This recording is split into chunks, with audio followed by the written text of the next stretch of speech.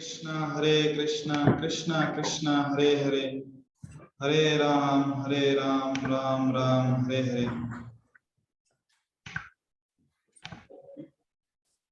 हरे कृष्णा, आप सभी का भक्तों का स्वागत है। आज के इस प्रश्न उत्तर सत्र में हम प्रश्न उत्तर स्टार्ट करेंगे, और प्रश्न उत्तर स्टार्ट करने से पहले एक छोटा सा मैं यहाँ वीडियो प्ले करूंगा, ताकि जो भक्त आज पहली बार यहाँ पे आए हैं उनको वो जान सके कि आज जिनसे हम प्रश्न पूछने वाले हैं श्रीमान रोहिणी प्रिया प्रभु, इनसे उनका परिचय हो जाए। प्रभु श्रीमान रोहिणी प्रिया प्रभु ने अपना MBBS बीजे गवर्नमेंट मेडिकल कॉलेज पुणे से पूर्ण किया।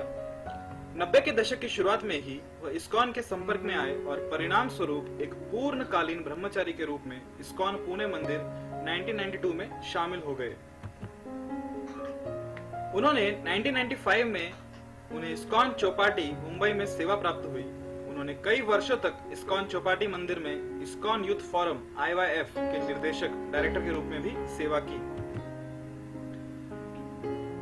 फिर उन्होंने इस्कॉन चौपाटी में मंदिर प्रबंधन समिति यानी कि टेम्पल मैनेजमेंट कमेटी TMC के सदस्य के रूप में सेवा की। उन्होंने इस्कॉन चौपाटी में आध्यात्मिक दृष्टि समिति यानी committee for spiritual vision CSV के सदस्य के रूप में भी सेवा की। 1996 से उन्होंने मुंबई में अपनी सेवाओं के अलावा औरंगाबाद महाराष्ट्र की यात्रा शुरू की। वर्तमान में इस्कॉन औरंगाबाद के महाप्रबंधक यानी कि जनरल मैनेजर के रूप में कार्यरत हैं। उनके मार्गदर्शन से ही आज औरंगाबाद में एक भव्य दिव्य मंदिर निर्माणाधीन है। वह अपने व्यवहारिक मंत्र मुग्ध कर देने वाले शास्त्रों के प्रवचनों से लोगों के जीवन को कृष्ण भावनामृत के आनंद से भर देते हैं। वह कई लोगों को परामर्श और मार्गदर्शन भी करते हैं। वो भगवद गीता और श्रीमद् भागवतम के संदेश के वितरण के लिए नियमित रूप से उत्तरी अमेरिका का दौरा करते हैं, विशेष रूप से संयुक्त राज्य अमेरिका और कनाडा। वो पूरे भारत में हजारों इंजीनियरिंग और मेडिकल छात्रों और अन्य पेशेवरों को भगवद गीता के संदेश को सक्रिय रूप से वितरित करते हैं।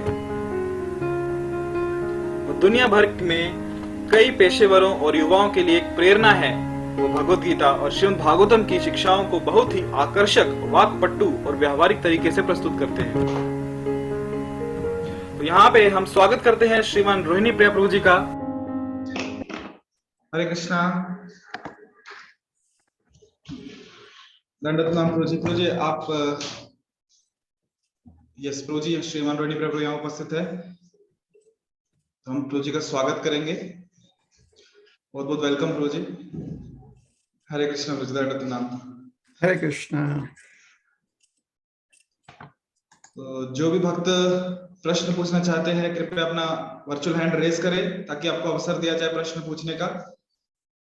यहाँ पे हैंड रेज का ऑप्शन है, और जिन भक्तों ने गूगल फॉर्म पे क्वेश्चन पूछे हैं उनके क्वेश्चन हम गूगल पे मैं उनकी तरफ से पूछूंगा, और यदि आप व्यक्तिगत रूप से नहीं पूछना चाहते तो आप चैट सेक्शन में भी अपने प्रश्न दे सकते हैं।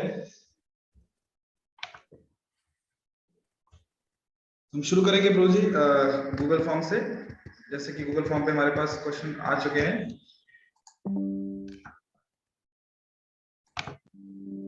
तो पहला प्रश्न यहाँ पे अश्विनी वैष्णव माता जी का है।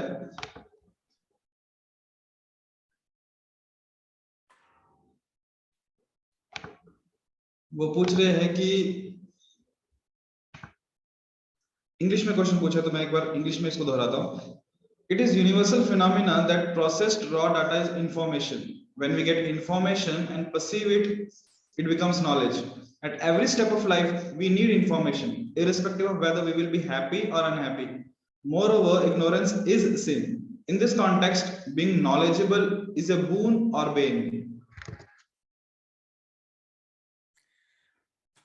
तो प्रश्न इस प्रकार से है कि सामान्य जीवन में हम देखते हैं कि किसी भी वस्तु या व्यक्ति के विषय में जब तक हमारे पास योग्य जानकारी ना हो तब तक कोई कार्य संभव नहीं होता है। और ये जो हमारे पास जानकारी होती है, जो भी हमारे पास इंफॉर्मेशन होता है, इसकी परिणति होती है या इसका बाद में हमें रिजल्ट पता चलता है, किंतु ये सत्य है। तो प्रश्न यह है कि ऐसी अवस्था में जहाँ पर हम पूरी तरह से अ, अ, ऐसे इंफॉर्मेशन या जानकारी पर अपने सुख या दुख को आधारित रखते हैं, तो इस प्रकार के जानकारी को, जिसको नॉलेज या ज्ञान कहा गया है, क्या यह हमारे लिए एक वरदान है या हमारे लिए अभिशाप है? प्रश्न ऐसे है। यहाँ पर एक चीज की जो प्रश्न है उसमें एक जो विषय या एक समझ जो है वो रख ली गई है कि सभी लोग जो हैं अपने इंद्रियों द्वारा ही या इंद्रियों द्वारा जो भी उन्हें डेटा इंफॉर्मेशन मिलता है, जो जानकारी मिलती है, जो सूझबूझ मिलता है इंद्रियों द्वारा, जो दिखता है या परखते हैं, उसके आधार पर ही व्यक्ति ज्ञान को स्वीकारता है। तो यह कहना योग्य होगा कि अधिकांश लोग जो हैं वो मात्र सिर्फ जो जानकारी होती है, जो डेटा होता है, उसको स्वीकारते हैं अगर उन्हें लगता है कि ये जो डेटा है वो स्वीकारनीय है, एक्सेप्टेबल है। मतलब अगर वो ऑथराइज सोर्सेस से है तो फिर उसे स्वीकार लेना चाहिए। अधिकांश लोग इसी प्रकार से कार्य करते हैं। तो ये अथॉरिटी या ऑथराइज्ड जो शब्द है, कि अगर किसी पुस्तक से या किसी बहुत ही गणमान्य व्यक्ति से या कहीं जर्नल से, ऐसे जगह से हम डेटा लेते हैं, तो हम ये मान लेते हैं कि उसके ऊपर बहुत सारा संशोधन किया गया होगा, रिसर्च किया गया होगा।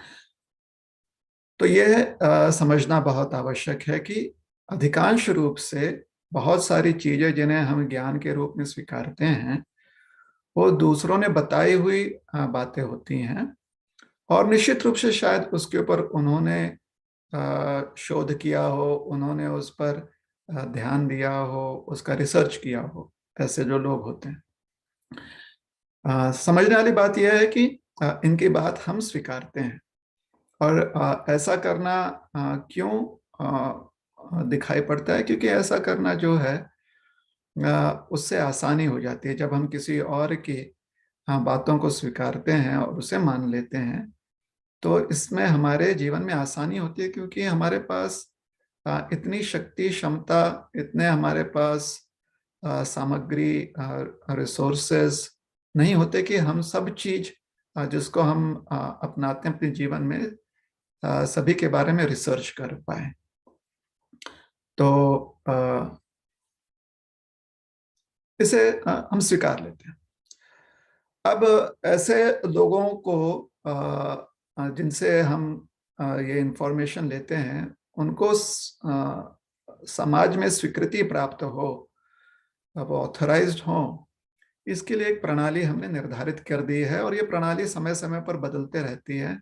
जो प्रणाली आज से 20-30 साल पहले या उसके पूर्व लागू होती थी, शायद अब ना लागू हो, क्योंकि अब हमारे पास हम और कुछ फैक्टर्स होते हैं जिसके ऊपर हम कहते हैं कि अब जो निर्णायक जितना भी या स्वीकारनीय जो ज्ञान है वो इस प्रकार से है। इसके बहुत सारे उदाहरण हैं। पहले तो उदाहरण दे लें कि कैसे हम दूसरों की बात स्वीकारते हैं। जैसे कि हम में से बहुत लोगों ने गणित सीखा हुआ है, हम में से बहुत लोगों ने ज्ञान या इतिहास सीखा हुआ है। वह हम दूसरों की कही बातें जो हैं, या तो उन्होंने लेख लिखा हुआ है या फिर किसी सरकार ने उसे हमारे पाठ्यक्रम में डाल दिया है, और इसलिए हम उसे स्वीकारते हैं। हरे कृष्णा कृष्णा कृष्णा हरे हरे, हरे राम राम राम हरे हरे। तो पाठ्यक्रम में डाल दिया जाता है, या फिर जिन लोगों को हम श्रेष्ठ मानते हैं उन लोगों ने कह दिया है, इसलिए हम स्वीकारते हैं। तो ये बदलते रहता है। आज तो हम बता रहे थे कि हाँ, पाठशाला में, पाठ्यक्रम में, तो हमने कहा कि ये जो स्वीकृति होती है ये हमने एक प्रणाली तय कर ली है। हमने एक स्वीकृति के लिए हमने एक सिस्टम बना दिया है कि इस प्रकार से जिन चीजों को हम स्वीकारेंगे समाज में वो ऐसे ऐसे होंगे। तो इसमें जो गणमान्य लोग हैं वो इस सभा में होते हैं, या फिर सरकार जो है जिन्हें हम निर्धारित करते हैं, वो इस प्रकार से हमें देते हैं पाठ्यक्रम। बहुत सारी चीजें। अब प्रतिशत के हिसाब से तो नहीं बता पाएंगे प्रोपोर्शनेटली कितना होता है, लेकिन मान लीजिए कि बहुत ज्यादा 10 में से अगर 9 चीजें जो हैं हम ऐसे स्वीकारते हैं तो शायद ऐसे स्वीकृति होगी। बहुत सारे संशोधन जो किए जाते हैं वो विचारक लोगों से किए जाते हैं, और इनका जो सामूहिक मतलब इनका जो मिलाकर ऐसे अगर 50, 100, 1000 विचारक होंगे, ऐसे जो वैज्ञानिक होंगे, संशोधनकर्ता होंगे, इन सब का एक बार इन्होंने प्रत्येक व्यक्ति ने जो हमें दिया है अगर उसे हम मान लेते हैं तो फिर वो समाज में उसकी स्वीकृति हो जाती है और उसके परिणाम भी मिलते हैं। हम देखते हैं कि उससे लाभ भी होता है। जब हम गणित सीखते हैं या हम सीखते हैं कि किस प्रकार से टेक्नोलॉजी का प्रयोग होता है और उसका प्रयोग करते हैं तो हमें उसका लाभ मिलता है। उससे हमें और उस श्रद्धा बढ़ जाती है कि जो भी प्रणाली हमारे पास है वह प्रणाली योग्य है, अर्थात जो भी ऑथोराइज्ड बॉडी है वो ऑथोराइज्ड बॉडी योग्य है। अब यहाँ पर विचार करने वाली बात यह है, या थोड़ा सा ध्यान देने वाली बात यह है कि ऐसे जो वैचारिक एक प्रणाली होती है या ऐसे एक ऑथराइज्ड बॉडी होती है, ये समय समय पर बदलते रहती है। कभी कभी बिल्कुल ही जो कुछ वर्ष पहले, कुछ दशक पहले जिस बात को स्वीकृति दी गई थी, शायद उस बात को काट कर नई बात कही जाए। ऐसी बात होती है। कभी कभी शताब्दियों में ऐसी बात दिखाई देती है कि जो वैचारिक लोग होते हैं या जो हमारे गणमान्य लोग होते हैं, वो आकर कहते हैं कि हाँ, आज से 50 साल पहले या आज से 100 वर्ष पूर्व या उससे भी पहले जिस बात को हम मान्यता दे रहे थे वो बिल्कुल योग्य नहीं है, बल्कि हमें पता चला है कि उसमें कुछ कमियां थी। तो यह भी बात सही है। तो क्या ऐसे कोई डेटा इंफॉर्मेशन है जिसको हम अगर मानते हैं तो किसी भी काल में वो काल से प्रभावित ना हो या कालांतर में वो परिवर्तित ना हो, ऐसा कोई ज्ञान है? तो जो हमारी वैदिक संस्कृति है और विशेष करके इस संस्कृति में जितने भी ज्ञान प्रबोधन के जितने भी चर्चे हुए हैं या जो हम तक पहुंचे हैं, उसमें एक बात देखी गई है कि हमेशा से कुछ विषय मुद्दे जो हैं वो कभी उनमें परिवर्तन नहीं आए। एक कि हम शरीर नहीं हैं, अर्थात शरीर के जन्म से और शरीर के अंत से हमारा जन्म और हमारा अंत नहीं होता है। तो वह तत्व जो शरीर से परे है और शरीर को जीवित रख रहा है उसे कहते हैं आत्मा। तो आत्मा का अस्तित्व जो है, इसके बारे में जितनी भी चर्चा हुई है वो अनंत काल से चर्चा वही दिखाई गई, उसमें कोई विशेष परिवर्तन नहीं आया है। उसी प्रकार से भगवान का जो अस्तित्व होना चाहिए, जो सब चीज के स्रोता हैं, उद्गम हैं और नियंता हैं और कर्ता हैं, इस स्वरूप में उनकी बुद्धिमत्ता जो है सर्वश्रेष्ठ है। ये जो बातें समझाई गई हैं भगवान के संदर्भ में, फिर से इंटरनेट कनेक्शन का प्रॉब्लम, भगवान के संदर्भ में ये जो बातें समझाई गई हैं वो भी कालांतर में हमने देखा है, या कालावधि में हमने देखा हुआ है कि कहीं पर भी उसमें कोई विशेष परिवर्तन नहीं हुआ। चर्चा यह होती है कि भगवान का अस्तित्व जो है कैसा होना चाहिए, और फिर हर व्यक्ति जो है उस पर तर्क करता है। तो तर्क किया गया, किंतु अस्तित्व पर किसी ने भी जो है कोई परिवर्तन नहीं लाया है, उसमें कोई बदलाव नहीं हुआ है। और फिर मनुष्य जीवन का लक्ष्य क्या होना चाहिए, आत्म साक्षात्कार होना चाहिए, इस पर भी कोई परिवर्तन नहीं किया गया, इसमें भी कोई परिवर्तन नहीं हुआ है। और उसके लिए किस प्रणाली की आवश्यकता होगी आत्म साक्षात्कार के लिए? तो साधना, साधना के रूप में, अर्थात हमें मेहनत करनी पड़ेगी, हमें तपश्चर्या करनी पड़ेगी, इंद्रियों पर नियंत्रण करना पड़ेगा, या इंद्रियों का नियंत्रित रूप हमें प्रयोग करना पड़ेगा। यह विषय जो है ये हमेशा से वैसे के वैसे ही रहा है। किस प्रकार की साधना होगी वो हमारे आपके जो भी कस्टम्स होते हैं, जो भी सामाजिक मान्यता होती है, उसके हिसाब से होता है। तो वह जो है प्रणाली, वो प्रणालियां मानी गई हैं, अनंत काल से आज भी मानी जाती हैं। इसलिए जो आध्यात्मिक ज्ञान है वो सारे ज्ञान का मूल माना गया है, जिसमें हम अपने अस्तित्व पर और अपने हमारा जो उद्गम है उस पर चिंतन करते हैं और उसका साक्षात्कार प्राप्त करने का हम प्रयास करते हैं। तो आध्यात्मिक ज्ञान के विषय में यही कहा जा सकता है कि वो हमेशा से मंगलमय है, सभी लोगों के लिए मंगलमय है। अगर हम उसे स्वीकारते हैं तभी मंगलमय है, और नहीं भी स्वीकारते हैं या उसमें रुचि नहीं भी रखते हैं तो वह ज्ञान जो है वो क्षुब्ध नहीं हो जाता है, वो ज्ञान जो है लुप्त या नष्ट नहीं हो जाता, ऐसी बात नहीं। वो जब भी हम उसे स्वीकारने की स्थिति में रहेंगे हमें वो उपलब्ध होगा, क्योंकि वो हमारे प्रयासों पर निर्भर करता है, हमारे साक्षात्कार पर निर्भर करता है। यह बहुत विशेष बात है। तो हमेशा से मंगलमय है, हमेशा से शुभ है, हर किसी के लिए मंगलमय और शुभ है।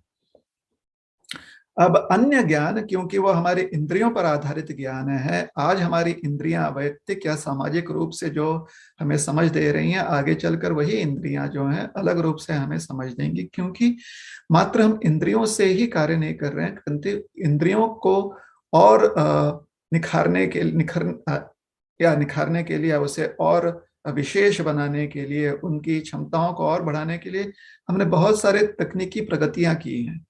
जैसे कि छोटे से छोटे अणु को या परमाणु को के बारे में जानने के लिए हमने माइक्रोस्कोप बनाया है, और चीज़ों की सूक्ष्मता को समझने के लिए हमने अलग अलग जो है तकनीकी प्रगतियां की हैं।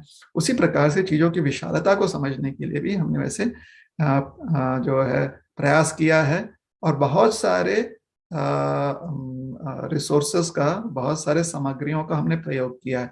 तो जितनी ज़्यादा ये सामग्रियां जो हैं वो और विशेष रूप से हमें समझ देती हैं, उतने ही हमारी समझ या तो बदलती है या तो फिर उसमें और अधिक हमें जानकारी प्राप्त होती है।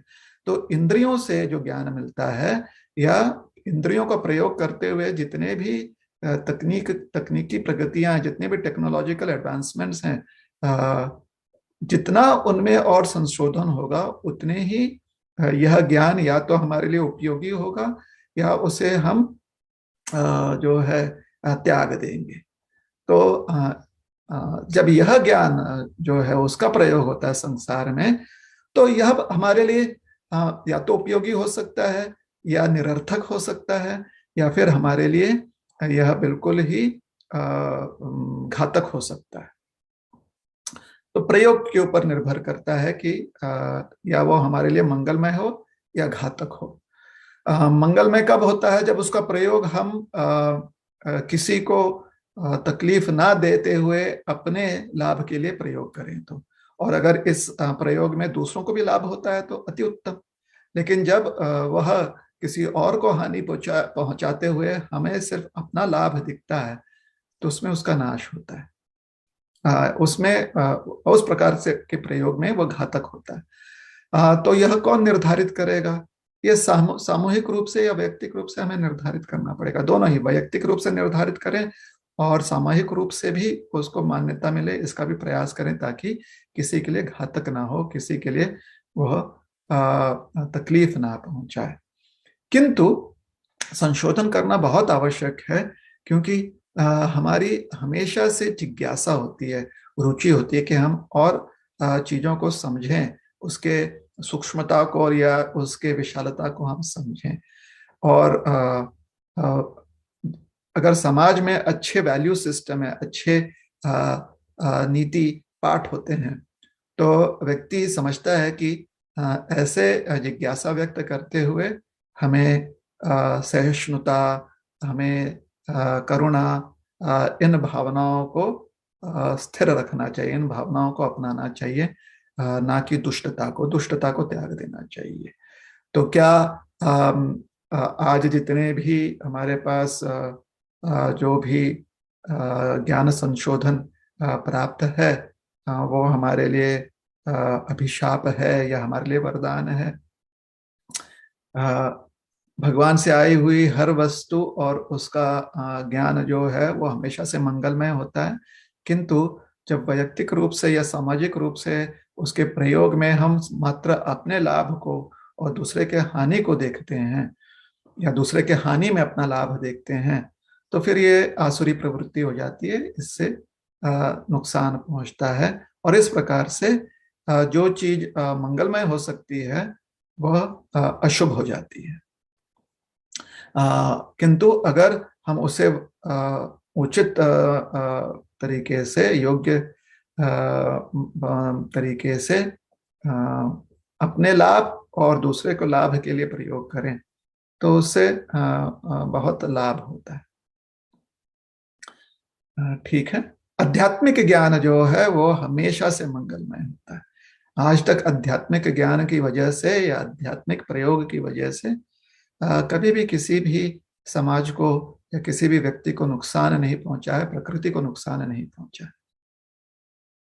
वो सर्व मंगलमय है। हरे कृष्ण। हरे कृष्णा। बहुत बहुत धन्यवाद प्रभु जी। और भी जिन भक्तों को प्रश्न पूछ जी, मैंने गौर प्रभु शायद यस हमारे यहाँ पर स्क्रीन में जो है थोड़ा दिख रहा है हमें कि थोड़ा ड्रॉप हो रहा, लैग है। ये शायद हमारे यस प्रभु जी, मुझे भी वही चीज कंफर्म करनी थी कि मुझे लग रहा था मेरा अटक रहा है कि आपका अटक रहा है या मेरा अटक रहा है, क्योंकि आपका वॉइस बीच में ब्रेक हो रहा था प्रभु जी, और स्क्रीन भी अटक हो रही है। इवन अभी भी आप फ्रीज हो चुके हो। हरे कृष्णा। हाँ, ये इंटरनेट का इश्यू है। अभी ठीक है? यस ठीक। पता नहीं इंटरनेट का इश्यू है कि जूम का इश्यू है, समझ में नहीं आ रहा। अभी फिर से फ्रीज हो गया। और भी जो भक्त जो प्रश्न पूछना चाहते हैं, कृपया अपना वर्चुअल हैंड रेस कीजिए। और चैट में भी काफी प्रश्न आ चुके हैं। हमारे नन्हे जयदेव तांबे प्रभु ने भी प्रश्न पूछा है। वो पूछ रहे हैं कि व्हाट इज मीनिंग ऑफ, क्या नाम है नन्हे जयदेव तांबे? यस जी, उनका नाम है क्या नन्हे जयदेव तांबे? नहीं नहीं, उनका नाम जयदेव है, वो छोटे ठीक। उनका प्रश्न है what is the meaning of Krishna consciousness, Krishna भावना अमृत का मतलब क्या है? कृष्ण भावना का अर्थ होता है कि अपनी भावना में हम जब भगवान श्री कृष्ण के अस्तित्व को देखते हुए उनके सेवा में हम कार्य करते हैं, तो उसे कृष्ण भावना कहते हैं।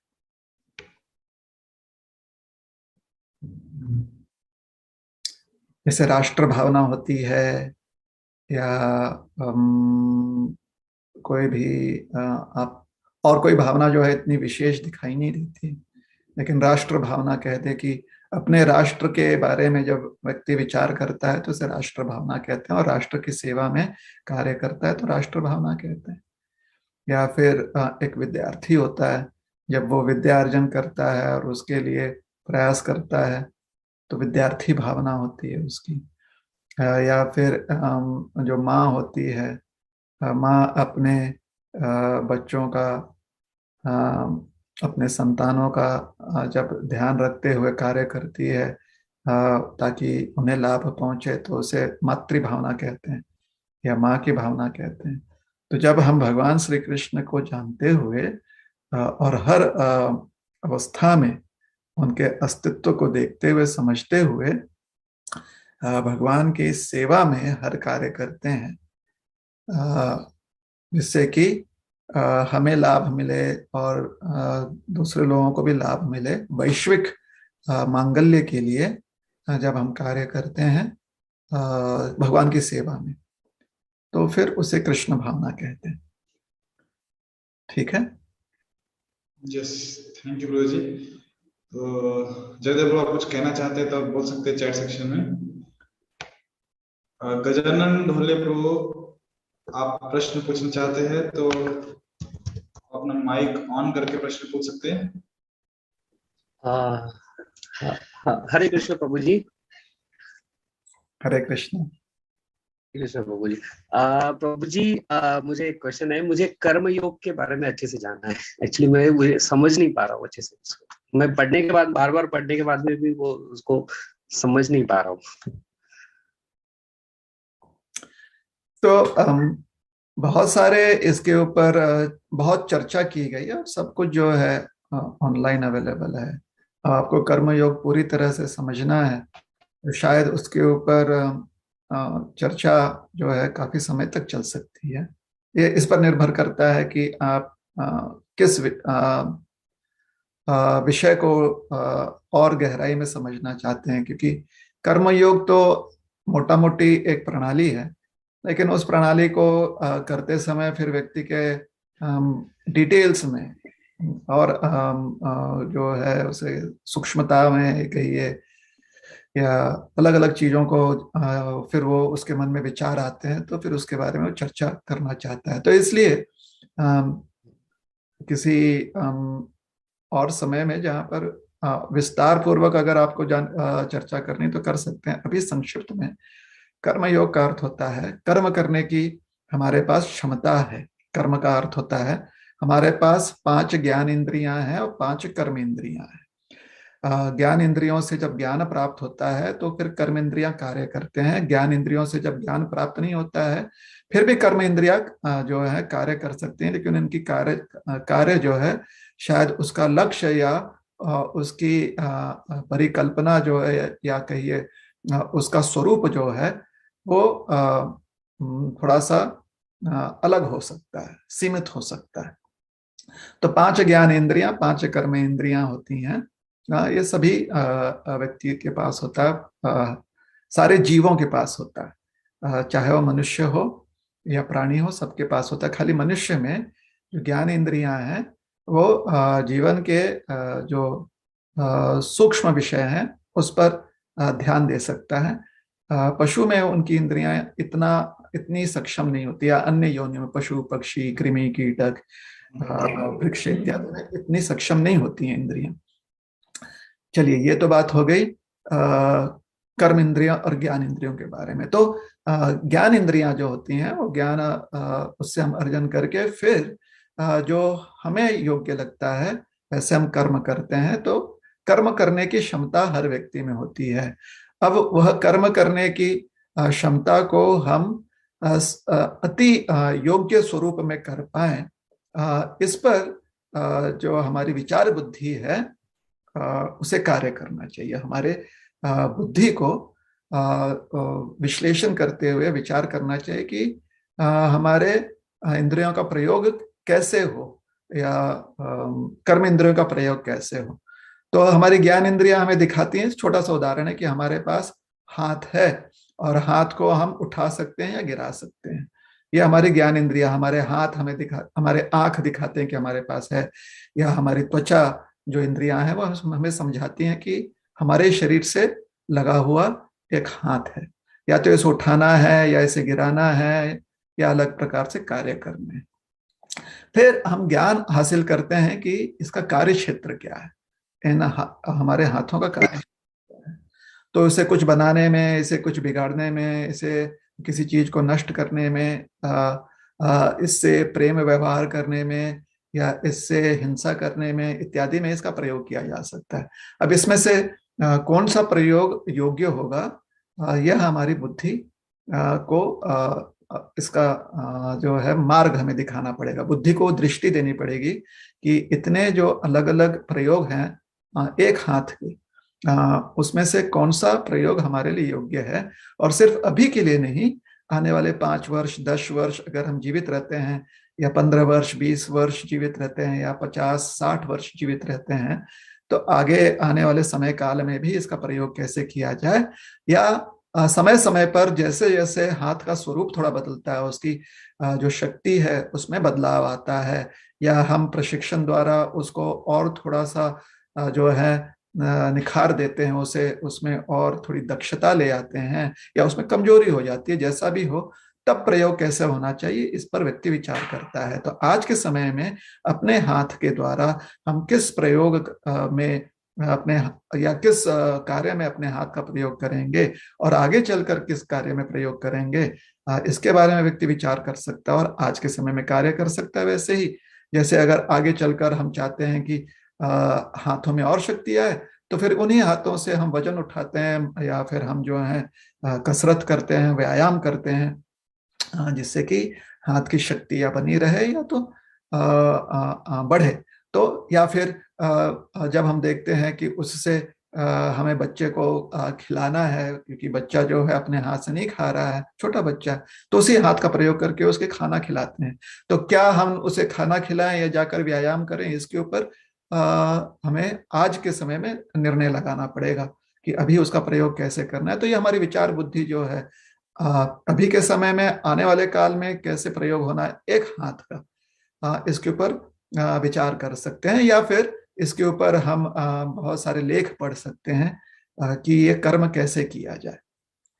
अब इसको थोड़ा सा अध्यात्म की ओर अगर हम ले जाएं, तो इन्हीं हाथों के प्रयोग को हम ऐसे कर सकते हैं ताकि हमारी चेतना जो है वो भगवत में रहे, वो हमारी चेतना जो है वो भगवान के प्रति समर्पित रहे। जैसे कि अगर हम कसरत कर रहे हैं, तो हम हमारे संस्कृति में जो महावीर जी हैं, बजरंग बली हैं, उनके शिष्य के रूप में करते हैं, क्योंकि हम जानते हैं कि वो राम भक्त हैं। हृदय में प्रभु रामचंद्र जी का, सीता राम जी का स्वरूप विराजमान है, मुख पर श्री राम का नाम है।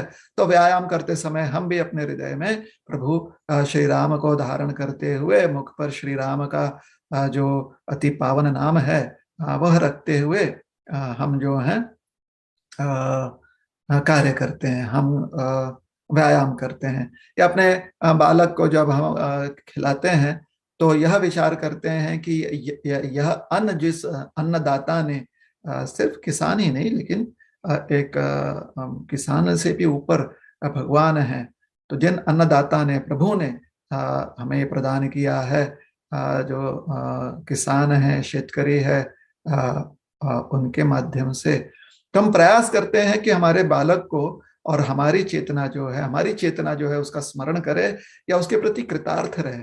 हमारी चेतना जो है उसके प्रति कृतार्थ रहे, हम जो है विनम्र रहें अन्न अपने बालक को खिलाते हुए, और वह अन्न प्रसाद हो इसका हम ध्यान रखते हैं, ताकि बालक की बुद्धि जब विकसित हो तो वो भी इस पर ध्यान करे कि सब कुछ जो है भगवान से उत्पन्न होता है। तो यह जो प्रणाली है जहां पर हम भगवान को केंद्र में रखकर कार्य करते हैं, उसे कहते हैं योग। और क्योंकि कर्म कर रहे हैं और भगवान से उसे जोड़ा जा रहा है, उसे कहते हैं कर्म योग। अगर आप इसके ऊपर आप चर्चा करना चाहते हैं तो चलिए हम पूरे 1 शताब्दी इसके ऊपर चर्चा करेंगे कि हर एक उंगली से क्या क्या कार्य होता है, या हर एक हमारे जॉइंट से क्या क्या कार्य होता है, हमारे कान से हम क्या काम करते हैं, हमारे सर से हम क्या काम कर सकते हैं, छाती से क्या काम कर सकते हैं, पीठ से क्या काम कर सकते हैं। पूरा कर्मयोग पर चर्चा हो जाएगी। या फिर संक्षिप्त में यह बात समझ लीजिए कि हर कार्य जो है, जब उसके कार्य करने की जो क्षमता है और कार्य करने के लिए जो भी हमारे पास सामग्री है, उसका उद्गम कौन है या उसका नियंता कौन है, यह चेतना अगर हमारी हमेशा से रहे तो यह चेतना जो है भगवत में चेतना हो जाती है। और फिर हर कार्य में हमारे हृदय में प्रभु, हमारे मुख पर प्रभु का नाम। ठीक है, तो इसे कहते हैं कर्मयोग।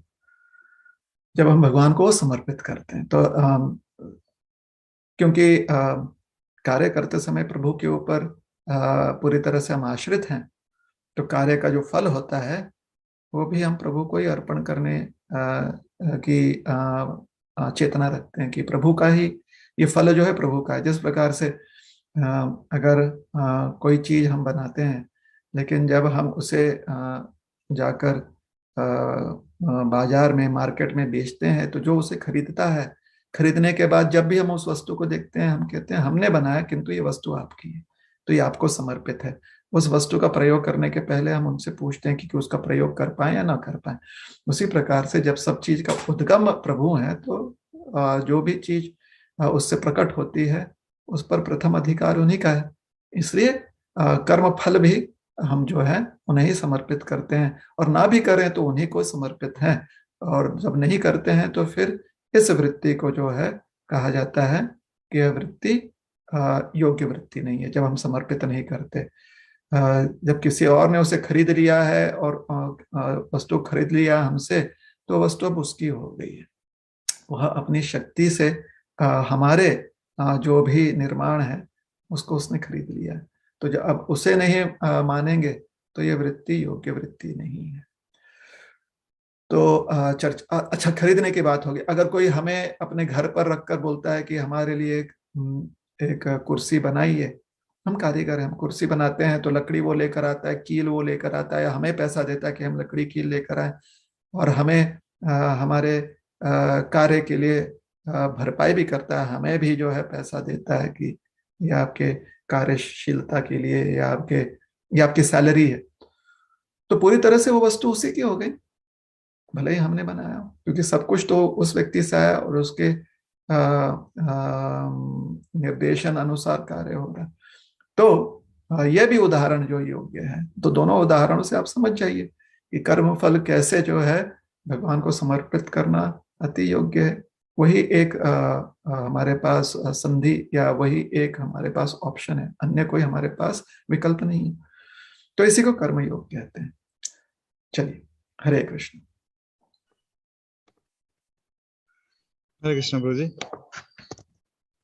तो गजानन प्रभु, आप अपना अभिप्राय दे सकते हैं।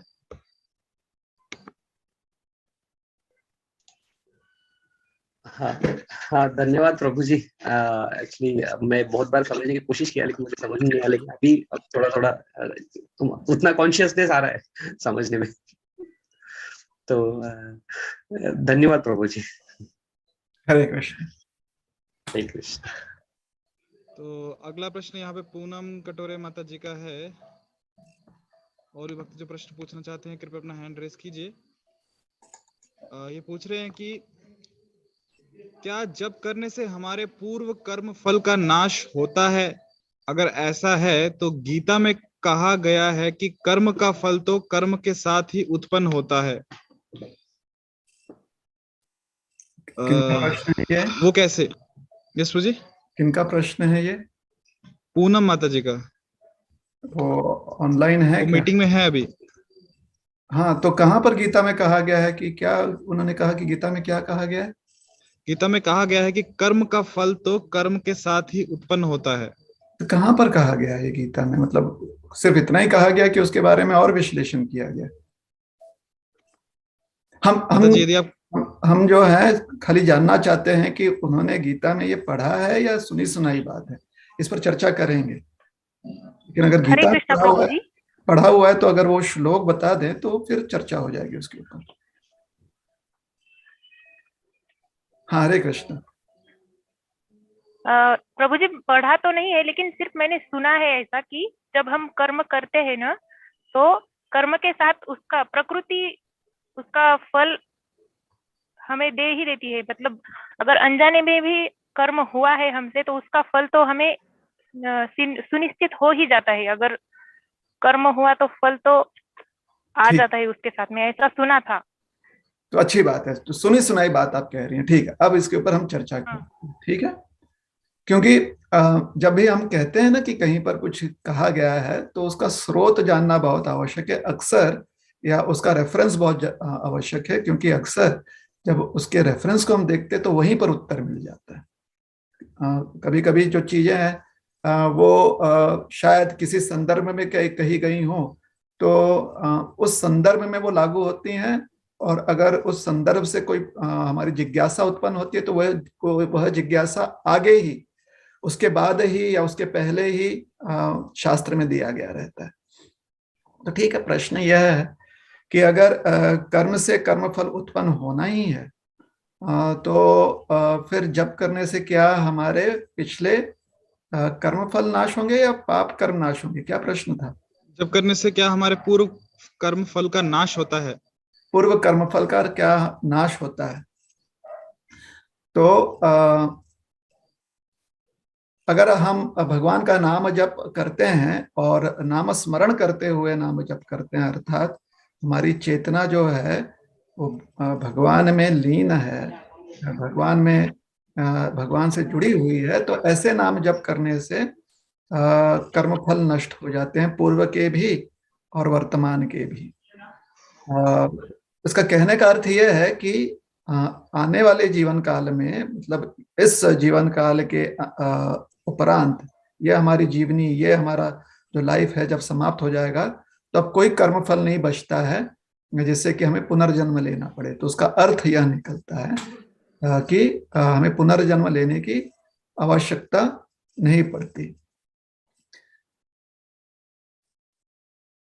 इसके बहुत सारे प्रमाण भगवान गीता में देते हैं। माम उपेत्य तो पुनर्जन्म न विद्यते, माम उपेत्य तो कौन्तेय पुनर्जन्म न विद्यते। अगर तुम मेरा आश्रय लेते हो अर्जुन तो तुम्हें पुनर्जन्म प्राप्त नहीं होता। सगुणान समतीत्यतान ब्रह्म भूयाय कल्पते, वो सारे गुणों के परे चले जाता है और ब्रह्म भूयाय, ब्रह्मभूत अर्थात वो पूरी तरह से मुक्त हो जाता है, ब्रह्मलीन हो जाता है। वो व्यक्ति अपने आध्यात्मिक चेतना और स्वरूप में स्थित हो जाता है। और यही बात नहीं, भगवान तो स्पष्ट गीता में कहते हैं कि सर्वधर्मान परित्यज्य माम एकम शरणम व्रज अहं त्वाम सर्व पापेभ्यो मोक्षयिष्यामि मा शुचः। भगवान कहते हैं कि हम आपको सारे कर्म फलों से, पाप से मुक्त कर देंगे, मोक्षयिष्यामि, अगर आप मेरी शरण लेते हो तो शरण लेने का अर्थ क्या होता है? शरण लेने का अर्थ भगवान समझाते हैं अर्जुन को। यह नहीं, शरण लेने का अर्थ नहीं, यह नहीं होता कि आप निष्क्रिय हो जाओ। शरण लेने का अर्थ होता है मन मना भव मद भक्तो मद्याजी माम नमस्कुरु, माम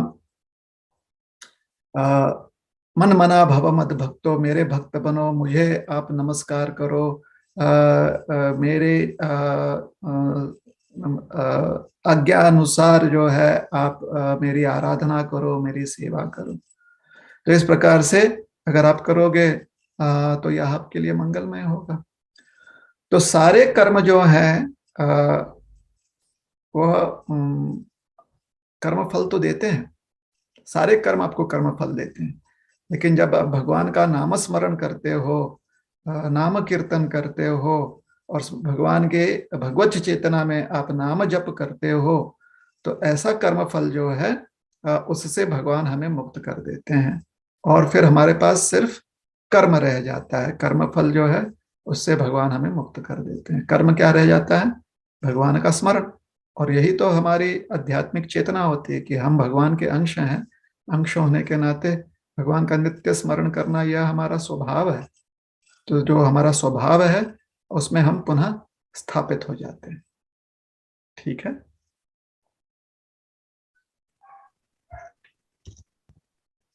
तो पूनम माता जी, आप अपना अभिप्राय दे सकते हैं।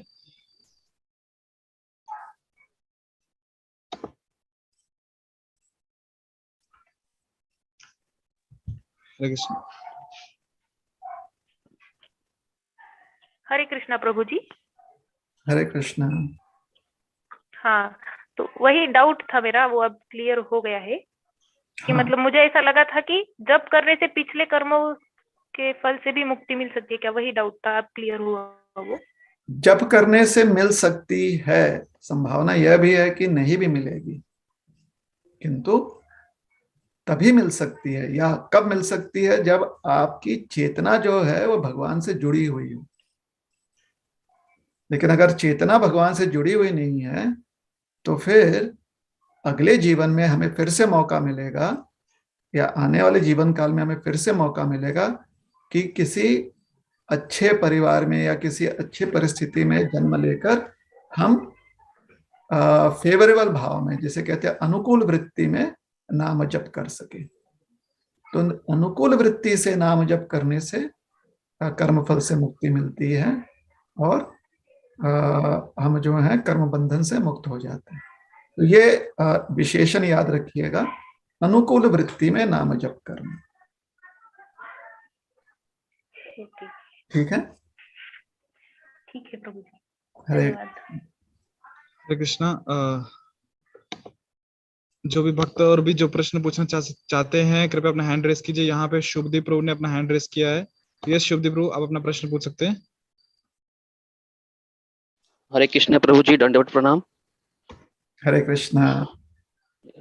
प्रभु जी, जैसे हम गीता में भगवान बताते हैं कि सर्व धर्म को आप त्याग करके मेरे शरण में आप आ जाइए, तो हमें पता है कि भगवान जो है सब source, causes of all causes है, मतलब सब ये सोर्स भगवान ही है। तो भगवान ने फिर डिफरेंट रिलीजन्स क्यों बनाई है प्रभु जी? मतलब जैसे हिंदुइज्म और फिर बुद्धिज्म और इस्लाम, क्रिश्चियनिटी, तो फिर प्रभु जी एक ही रिलीजन बनाते तो फिर वो तनाव या टकराव नहीं होती जो अभी हम लोग फेस करते हैं प्रेजेंट सिचुएशन में। तो प्रभु जी मेरा यही प्रश्न है। भगवान ने ये नहीं किया, ये हमने किया हुआ है, इसलिए भगवान को दोष नहीं देना चाहिए। अगर देखा जाए जहां पर भी भगवान की सेवा की बात कही गई है तो वही एकमात्र जो है हमारे लिए अनुकूल वृत्ति है। भगवान, उसको रिलीजन कहना भी ठीक नहीं होगा, धर्म कह सकते हैं हम। धर्म का अर्थ होता है जो हमारा स्वभाव होना चाहिए। तो भगवान की सेवा की बात जहां पर की गई है, अनुकूल वृत्ति में भगवान की सेवा करना, और यस्मिन तुष्टे जगत तुष्ट, जो भगवान की सेवा करता है वो व्यक्ति भगवान से संबंधित और जितने भी जीव जंतु हैं, अगर आवश्यकता पड़े तो उनकी भी सेवा करता है, कम से कम उन्हें नुकसान नहीं पहुंचाता। लेकिन जब हम अपने आप में भेदभाव रखते हुए अपने आप को, अपना वर्चस्व स्थापित करने के लिए हम कहने लगते हैं कि तुम्हारी जो प्रणाली है हमारी प्रणाली है, तुम्हारी प्रणाली से अच्छी हमारी प्रणाली है, हमारी प्रणाली को तुम नीचा दिखा रहे हो, तो इसकी वजह से फिर लोग कहने लगते हैं कि ठीक है, तुम अपनी प्रणाली जो है उसका पालन करो, हम अपनी प्रणाली का पालन करेंगे, हमारे प्रणाली का नाम ये इज्म है, तुम्हारी प्रणाली का नाम वो इज्म है। और फिर कई पीढ़ी उपरांत, जनरेशंस के बाद, एक दूसरे के बीच में इन्हीं प्रणालियों के जो कट्टरवादी लोग होते हैं वो एक दूसरे से युद्ध करते हैं। ठीक है, आत्मरक्षण के लिए और आपके आध्यात्मिक जीवन में या आपके समाज के आध्यात्मिक जीवन में कोई रुकावट ना आए, इसके लिए अपना आत्म संरक्षण करते हुए अगर हम किसी भी मार्ग का प्रयोग करते हैं जिसमें हिंसा दिखाई देती है, तो वह स्वीकारणीय मानी गई है। इसका यह मतलब नहीं है कि हम पूरी तरह से अहिंसक हो जाएं। अहिंसक होना चाहते तो हो सकते हैं, तो फिर हमें वैरागी हो जाना चाहिए। लेकिन अगर व्यवहारिक जीवन प्रणाली को स्वीकार रहे हैं तो हमें हमारे व्यवहारिक जीवन में अपने आध्यात्मिक चेतना के विकास में कोई रुकावट ना हो, इसके लिए सेल्फ डिफेंस में अगर हिंसा की आवश्यकता पड़ती है तो अपने बचाव में, अपने इसमें हम अपना हाथ पैर या अन्य कोई भी जो रिसोर्सेज है उसका प्रयोग कर सकते हैं। लेकिन दूसरों को अपना, हम संतुष्ट हैं, लेकिन फिर भी हम दूसरों को जब नुकसान पहुंचाते हुए हिंसा करना चाहते हो तो वो अति अयोग्य है, बिल्कुल ही गलत बात है। तो भेदभाव ये तो हम करते हैं ना, और आप ये प्रश्न पूछ रहे हैं तो सोचिए ये प्रोपेगेंडा कितना बढ़ चुका है कि ये भगवान ने किया हुआ है। भगवान के पास और कोई काम नहीं है, भगवान के पास प्रेम करने के लिए बहुत सारे उनके ऊपर जो है मार्ग हैं कि वो सबसे प्रेम करना चाहते हैं। तो भेदभाव कराने के चक्कर में क्यों पड़ेंगे वो इतने, मतलब टाइम वेस्ट नहीं करते हैं भगवान इन चीजों में। टाइम वेस्ट करने की आदत जो है हमें लगी हुई है, और दूसरों को दोषी ठहराना ये भी हमारी आदत ही लगी हुई कि अच्छा ठीक है, अगर उन्होंने बनाया नहीं, उन्होंने सबके लिए एक ही अगर मार्ग दिया हुआ है तो फिर वो सबको जो है सबके मन में ये भावना उत्पन्न क्यों नहीं करते। भगवान सबके मन में वो भावना उत्पन्न करते हैं, लेकिन हम उस भावना को ठुकरा देते हैं। अभी एक शिक्षक है, वो सभी को तो ज्ञान दे ही रहा है ना, दे ही रही है ना शिक्षिका, लेकिन फिर उसको कुछ लोग जो है स्वीकारते हैं, कुछ लोग नहीं स्वीकारते। तो इसमें ज्ञान का या शिक्षक या शिक्षिका की कोई कमी थोड़ी है।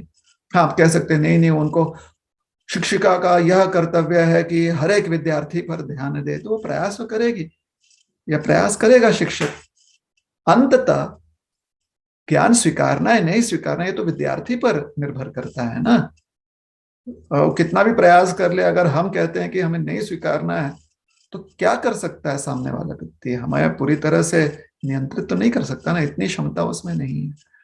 उसी प्रकार से भगवान ने सब में ये भावना जो है इसका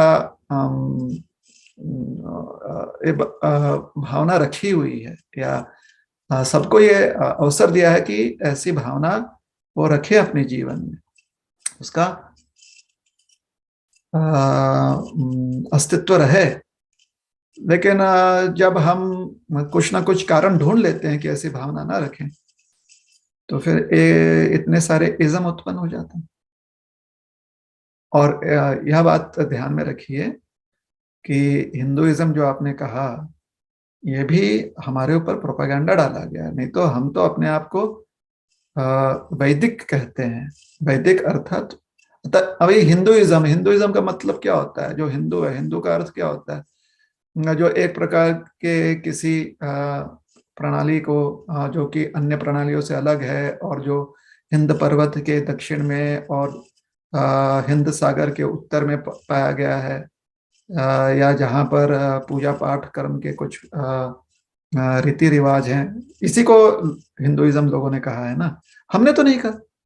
हमारे जितने भी पूर्वज हैं, वैसे या तो हम अपने आप को वैदिक कहते थे, या अपने आप को हम आर्य कहते थे, या अपने आप को हम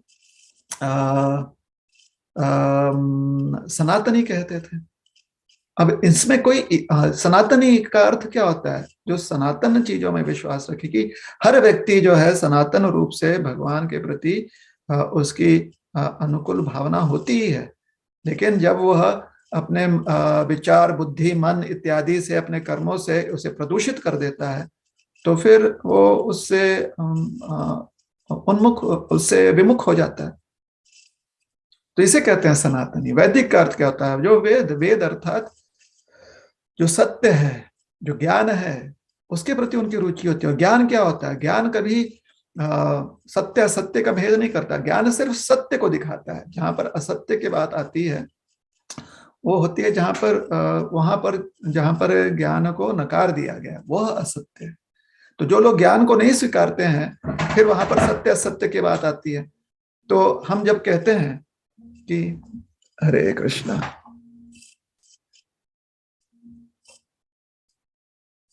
हम जब कहते हैं कि अच्छा असत्य, फिर चर्चा क्यों की गई? चर्चा की गई है कि आप ज्ञान को या तो गलत समझ रहे हो या उसे स्वीकार नहीं रहे हो, तो वहां पर असत्य की बात आती है। अन्यथा जो वैदिक हैं, जो संस्कृति वैदिक संस्कृति है, वो सत्य पर आधारित है। यहाँ पर इज्म की बात कहाँ से आ गई? यहाँ पर तो सत्य की बात है। अब बाकी जितने भी इज्म है, उनके शब्दों में कहीं दिखाई देता है कि यह सत्य है या ये ज्ञान है? वो तो सिर्फ यही दिखाता है कि भाई कोई एक व्यक्ति था, उस व्यक्ति के स्वरूप के अनुसार या उसकी जो शिक्षा है, जिसको हमने स्वरूप दिया हुआ है, उसके अनुसार हम उस चीज का पालन कर रहे हैं। तो हर एक इज्म जो है यह दर्शाता है, लेकिन हिंदुइज्म में हम वो भी नहीं कर पाए। जिन लोगों ने हमारे ऊपर ये प्रोपागेंडा डाला है कि आप लोग सब हिंदू हो, हिंदुइज्म का पालन करते हो और हम भी इसको स्वीकारते हैं, वो ये भी नहीं कर पाए कि हम किसी एक व्यक्ति विशेष मत को मानते हैं, वो भी बात नहीं सिद्ध कर पाए। तो इससे हमें समझना चाहिए कि ये जो प्रोपागेंडा है, इस प्रोपागेंडा में ना पड़े। अगर वो हमें कहते हैं कि हम हिंदुइज्म को फॉलो करते हैं तो ठीक है, लेकिन हम किसी व्यक्ति विशेष के शिक्षाओं का पालन नहीं करते, हम सनातनी शिक्षाओं का पालन करते हैं। इसलिए हम अपने आप को हिंदू कहते हैं, क्योंकि हम सनातनी शिक्षा का पालन करते हैं। और हम अपने आप को हिंदू इसलिए कहते हैं क्योंकि हिंद पर्वत और हिंद महासागर के से संबंध है हमारा। और हम अपने आप को हिंदू इसलिए कहते हैं कि हमारी जो भी पूजा पाठ्यक्रम है, यहाँ पर कई पीढ़ियों से, जब से आर्यव्रत है तब से ये पाठ्यक्रम को हम जानते हैं, समझते हैं, और पीढ़ी न पीढ़ी हमें दी गई है। उसे नष्ट करने का प्रयास किया गया, लेकिन वो नष्ट नहीं हुआ, क्योंकि ये पूजा पाठ्यक्रम रीति रिवाज जो है, इससे सत्य उजागर होता है। इसलिए हम अपने आप को हिंदू कहते हैं। तो हिंदुइज्म को बाकी इज्मों के साथ हमें नहीं कंपेयर करना चाहिए। और हिंदुइज्म जो है बाकी इज्मों के अनुसार नहीं है, वो कोई भेदभाव नहीं करता है। और जानना चाहते हैं कि वास्तविक हिंदुइज्म क्या है, तो थोड़ा सा दूसरों के प्रोपेगेंडा पर ध्यान मत दीजिए, अपना खुद का रिसर्च संशोधन कीजिए। पता चलेगा कि सनातनी क्या होता है, वैदिक क्या होता है, आर्य क्या होते हैं। आर्य का अर्थ होता है जो व्यक्ति अपने क्षमताओं को, अपने काबिलियत को जो पूरी तरह से उसे विकसित करने में अपना समय लगाता है, वो आर्य लोग होते हैं।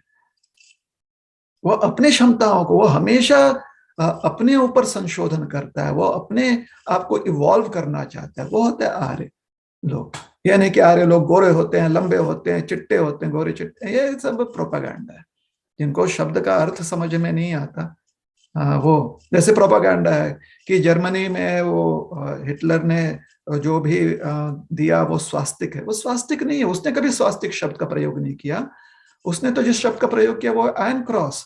उनको तो स्वास्तिक पता ही नहीं था, लेकिन प्रोपेगेंडा डाल दिया गया और आज लोगों को विश्वास है।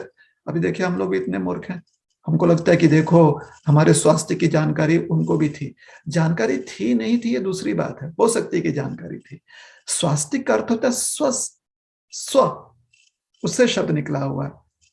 स्व अस्ति, सबका शुभ हो, शांति का प्रतीक है स्वास्थ्य। वह व्यक्ति जो जानता है स्वास्थ्य का शांति का प्रतीक है, मंगल का प्रतीक है, उसने उसको कैसे अपना लिया होगा? नहीं अपनाया। तो उनके जो उनकी जो भी रीतियां हैं उसमें एक आयरन क्रॉस कहा जाता है। आयरन क्रॉस भी जो है वैसे ही दिखता है, लेकिन थोड़ा सा अंतर है। जैसे कि या उसे हुक्ड क्रॉस कहते हैं, हुक्ड क्रॉस, वो वैसे ही दिखता है जैसे कि हमारा स्वास्तिक दिखता है, अंतर है। तो ये नहीं कि समझिए कि अरे वो भी जानते हैं, देखो मतलब हमारा स्वास्तिक कितना प्राचीन है।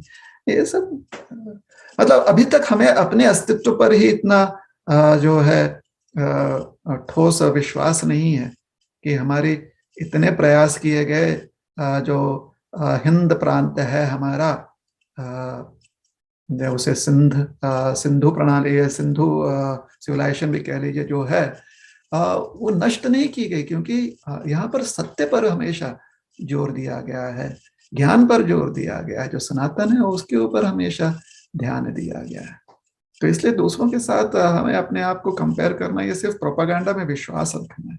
दूसरे जो है किसी व्यक्ति विशेष के मत को आगे बढ़ाते हैं, हम सत्य के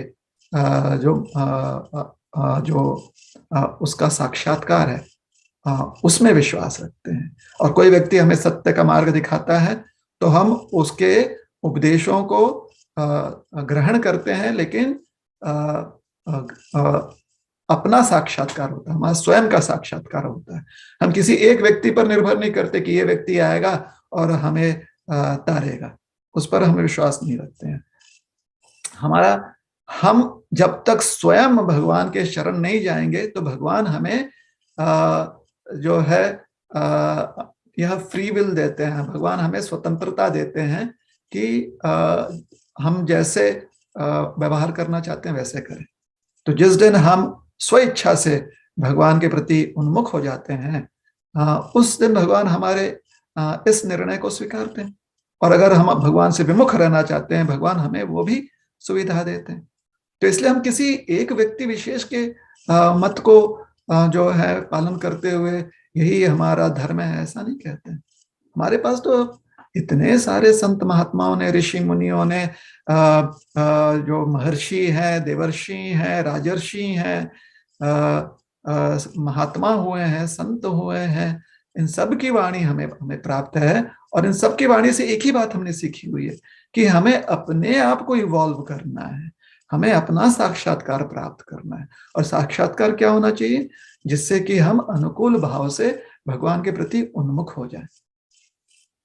ठीक है, तो यह जो है हमसे अगर कोई पूछता है, हम अर्थात जो इतना हमारा रिच जो कल्चर है, हमारी जो संस्कृति, इतने पीढ़ियों की, इतने कल्पों की जो संस्कृति है जिसमें ज्ञान दिया गया है, जब हम वह दूसरों को के सामने उनके समक्ष रखते हैं, शेयर करते हैं उनके साथ, और अगर वो कहते हैं कि ये हिंदुइज्म है तो हम कहते हैं हाँ यही हिंदुइज्म है। लेकिन हिंदुइज्म का अर्थ यह है, हिंदुइज्म का अर्थ यह नहीं है कि हिंदू नाम का कोई एक संत हो गया, हिंदू नाम का कोई एक राजा हो गया और उसने हमें शिक्षा दी और उसका हम पालन करते हैं, ऐसी बात नहीं। अरे यहाँ तक तो हम भगवान कृष्ण के अनुयायी हैं, भगवत गीता का उपदेश ग्रहण करते हैं, हम अपने आप को कृष्णइज्म नहीं कहते, हम तो अपने आप को सनातनी फिर भी कहते हैं, क्योंकि यही बात तो भगवान हमको समझाते हैं।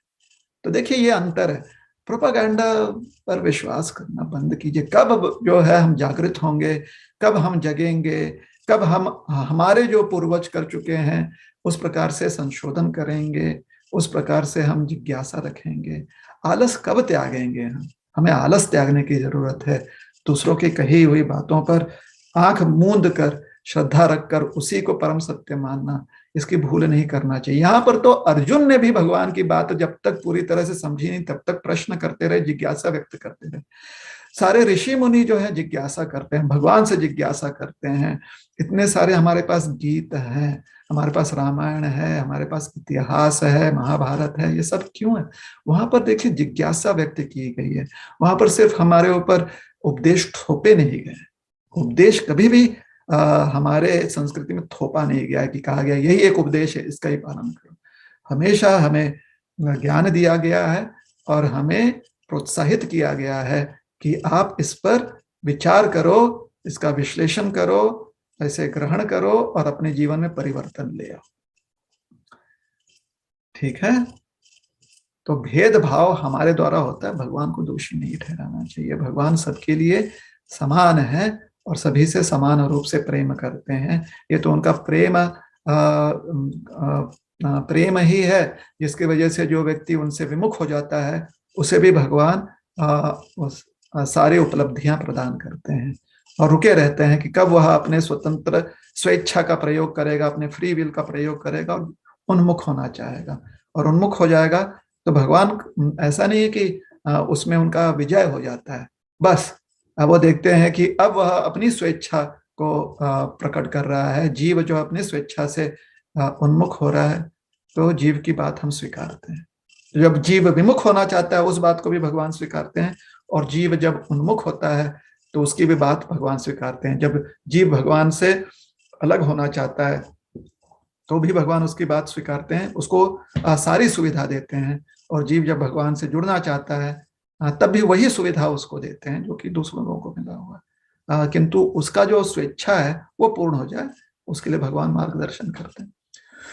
तो भगवान जो है इतना व्यक्ति, ऐसा प्रेम मूर्त कहीं और मिलेगा हमें? तो सबसे निवेदन यह है कि थोड़ा सा अपने वैचारिक बुद्धि को आप कष्ट दीजिए, थोड़ा सा मेहनत कीजिए और अच्छे से चीजों को समझिए। आपके जो भी आप समझने का प्रयास कर रहे हैं उसमें जो भी एम रखें ना, जो भी उद्देश्य रखें वो योग्य रहे। पहले अगर हम कुछ उद्देश्य जो है उल्टा रखेंगे तो निर्णय जो है, कंक्लूजन वैसे ही उल्टा आएगा, है ना? तो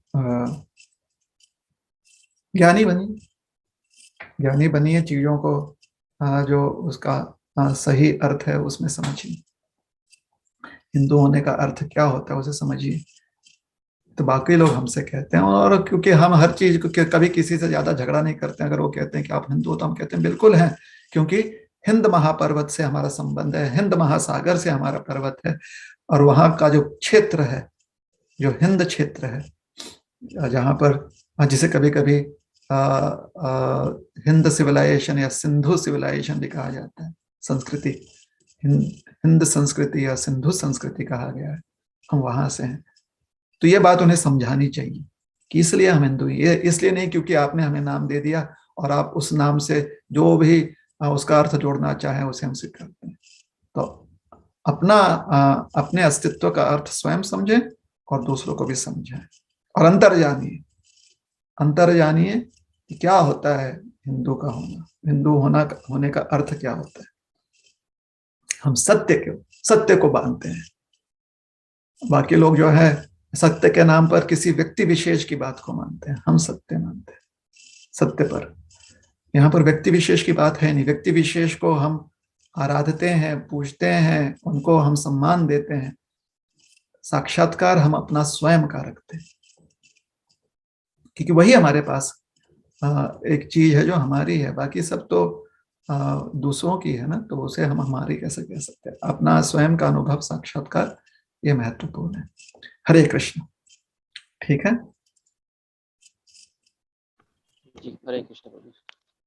मुझे sorry for the miss interpretation, मतलब नहीं, आप नहीं, आप अपने ऊपर मत ये लीजिए बात। हम ये कह रहे हैं कि एक सामान्य जन जागरण होना चाहिए, है ना। 1.4 बिलियन पॉपुलेशन, अब जन जागरण हो जाना चाहिए। कम से कम 1.4 में से अगर 1 बिलियन भी ये विचार करने लगे तो कितनी अच्छी बात होगी।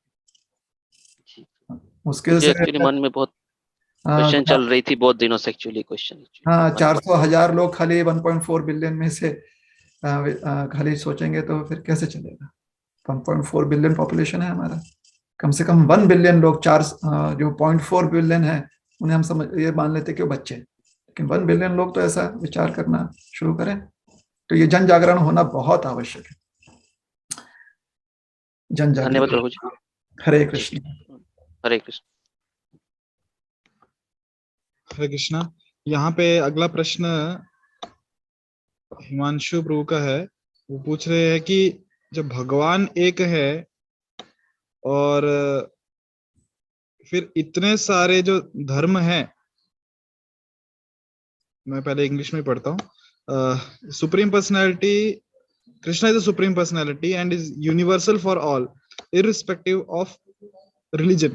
So why isn't the 4 regulative principles applicable to everyone? Why meat eating is allowed in Muslim or Christian religion, or why is multiple marriages are allowed in Muslims? तो प्रश्न ये है कि अगर भगवान एक है, यहाँ पर उन्होंने कहा है कि भगवान कृष्ण ही है परम भगवान, तो यह बात जो है इसे वैश्विक स्वीकृति क्यों नहीं है? और अगर है वैश्विक स्वीकृति तो क्यों देखा जाता है कि अलग अलग धर्म में उन्हें अलग अलग जो उनके व्यवहारिक कुछ नियम हैं उसकी सुविधा दी गई है या उसकी सुविधा नहीं दी गई है?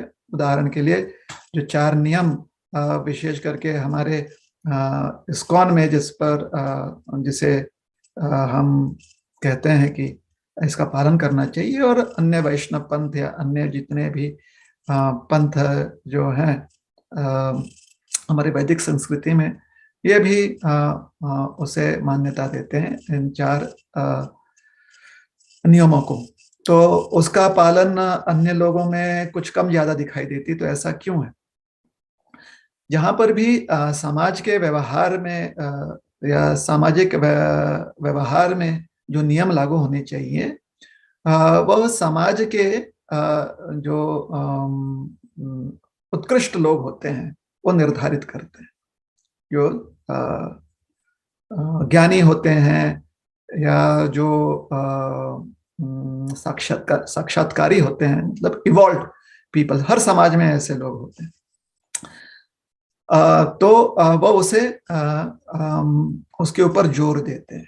तो हमारे यहाँ अगर गीता में देखा जाए तो समादमस, सत्य, शौच, ये सब भी बताया गया है, लेकिन फिर भी हम क्या करते हैं? इस्कॉन में हमने कहा कम से कम 4 नियमों का तो पालन करो।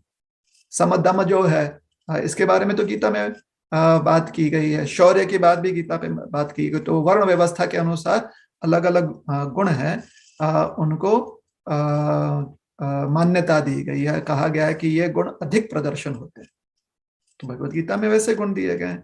अन्य जो शास्त्र हैं, जैसे अगर आप पुराण पढ़ लें तो हर ऋषि मुनि राजर्षि के गुण व्याख्या होगी, तो उनके गुण व्याख्या में अलग अलग गुण बताए जाएंगे और कहा जाएगा कि जो भी इन सत्गुणों का अनुगमन करता है या सत्गुणों का पालन करता है, अपने जीवन में इसे अपनाता है, वही मानव है या वही श्रेष्ठ व्यक्ति है। तो ये जो है समाज की जो आवश्यकता होती है, समाज किस प्रकार से व्यवहार कर रहा है, उसके अनुसार नियम बनाए जाते हैं। और नियम बनाने का उद्देश्य होता है जिससे कि समाज में सामाजिक व्यवहारों में सुविधा हो जाए, और वह सुविधा जब होती है लोगों में तो उनका उनके जीवन का बहुमूल्य जो समय है वो आत्मचिंतन में और भगवत चिंतन में लगा सके। तो यही जो समाज के वैचारिक लोग होते हैं, जो हमें हमारी संहिता देते हैं, हमारे पास जैसे गर्ग संहिता, मनु संहिता, ब्रह्म संहिता, इतने सारे संहिताएं हैं, या हमारे व्यवहारिक जीवन के जो भी नियमावली हैं, उसको उसको समझाया गया है और उसकी स्वीकृति है। तो आज के समय में जिस चीज की स्वीकृति है वो है हमारा संविधान। अगर हम हैं वैष्णव और भारत में निवास करने वाले वैष्णव हैं, हमारे संविधान को जो स्वीकृति दी गई है वो हर भारतीय को उसे स्वीकारना चाहिए। तो और उसके साथ साथ अगर अपने जीवन में हम और कुछ नियमों का पालन करना चाहते हैं तो यही संविधान हमें वह अवसर देता है, फ्रीडम ऑफ प्रैक्टिस जिसे कहते हैं, कि आप किस प्रकार से अपना व्यवहार जो है करना चाहते हैं वो आप उसे स्वीकार लीजिए। तो सामाजिक व्यवस्था में संविधान में ये स्वीकृति दी गई है। तो अगर हमें लगता है कि हमारे राष्ट्र में या हमारे जो भी समाज है उसमें एक प्रकार की स्वीकृति होनी चाहिए, तो हमें इस प्रकार से चर्चा करनी चाहिए ताकि हमारे संविधान में उन चीजों को स्वीकृति मिले। और जब संविधान में उन चीजों को स्वीकृति मिल जाती है तो फिर वो सभी नागरिकों पर लागू होती है। तो ये प्रश्न पूछना कि दूसरे धर्मों में इसकी अनुमति क्यों है, नहीं है, क्या है, नहीं है, समय व्यर्थ मत गवाइए। अगर आपको लगता है कि ये जो नियम जिसका पालन हम इस्कॉन में करते हैं ये बहुत ही आवश्यक है मानव समाज के लिए, तो उसके ऊपर चर्चा कीजिए, उसके ऊपर तर्क वितर्क कीजिए, अपने पक्ष को बहुत अच्छे से सामने रखिए। और जब हमारे पक्ष की क्षमा कीजिएगा, हमारे नहीं, जब हम जिस पक्ष को रख रहे हैं उसकी स्वीकृति बाकी पक्ष कर लेते हैं तो फिर वो संविधान में बात आ जाएगी। तो क्यों नहीं हम ऐसा विचार करते हैं कि हमारे संविधान में ये सारे चीजों को मान्यता मिले, और शायद हमारे संविधान में मिला हुआ है, अब हम अन्य जितने भी राष्ट्र हैं उनके साथ चर्चा कर सकते हैं और देख सकते हैं कि हमारी चर्चा जो हम करते हैं किस प्रकार से चर्चा में तर्क करते हुए अगर स्वीकृति प्राप्त हो जाती है तो उनके संविधानों में भी ये बात आ जाएगी। इस पर हमें विचार करना चाहिए। Late us be practical people now, है ना। अगर हम अपने छोटे से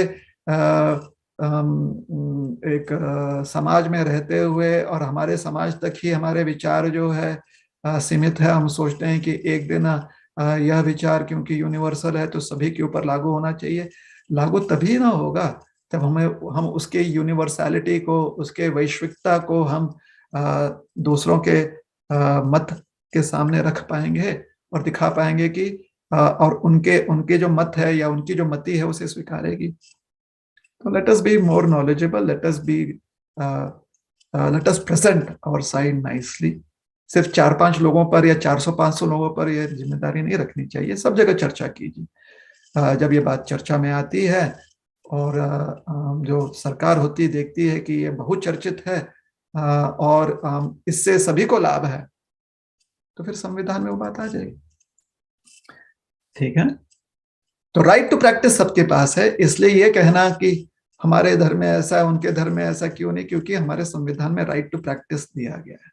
तो अब चर्चा होनी चाहिए, चर्चा के माध्यम से नियम अगर बन सकते हैं, नियम बनने चाहिए, संवैधानिक नियम बनने चाहिए, और जब नियम बन जाएंगे तो फिर वो वैश्विक भी होने की संभावना है। ठीक है, इज इट ऑल राइट? वो क्या है यहाँ पर? जी हिमांशु प्रभु, आप चैट में बता सकते हैं। या अनम्यूट करके भी बोल सकते हैं अगर बात समझ में आ गई हो कि हमें हमें इस पर चर्चा नहीं करनी चाहिए, इसमें समय नहीं व्यर्थ होना चाहिए कि वो क्यों नहीं करते और हम क्यों नहीं करते कुछ करने के लिए उनको, ताकि वो माने इस बात को। संविधान संविधान आज के समय में नागरिकों को सुविधा देता है, तो क्या हम अपनी बात को संविधान तक पहुंचा पाएंगे, इस पर हमें विचार करना चाहिए। संविधान का अर्थ होता है कॉन्स्टिट्यूशन। हेलो सॉरी, हरे कृष्णा प्रभु जी। हरे कृष्णा। हाँ, आपका उत्तर बहुत ही अच्छा लगा। मैं अभी 3 महीने से ही ज्वाइन किया हूँ, नया नया हूँ इस्कॉन में, और भगवत गीता भी पढ़ना चालू किया हूँ।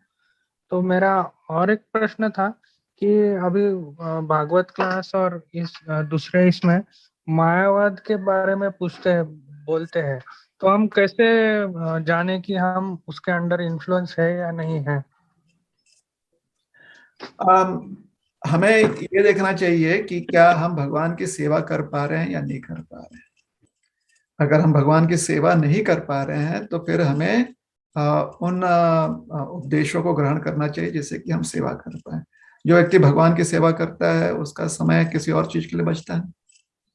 तो आप जो है उन उपदेशों को ग्रहण करें, उस मार्गदर्शन को आप प्राप्त करें जिससे कि आप तन मन धन से, वाचा क्रिया मनसा, मन से, शरीर से, शारीरिक क्रियाओं से, मानसिक आपके विचार धारणा से और आपके वाचिक शब्दों से आप भगवान की सेवा कर पाओ। वैसे आप प्रयास कीजिए, ठीक है।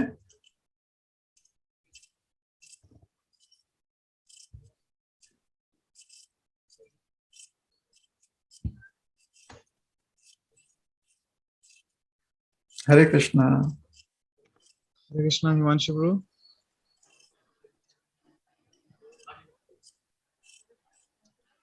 जी, आप कुछ कहना चाहते हैं? हरे कृष्णा प्रभु जी, थैंक यू। हरे कृष्ण। जी, आगे मंगल माता जी, आप प्रश्न पूछना चाहते हैं तो आप अपना माइक ऑन करके प्लीज प्रश्न पूछ सकते हैं।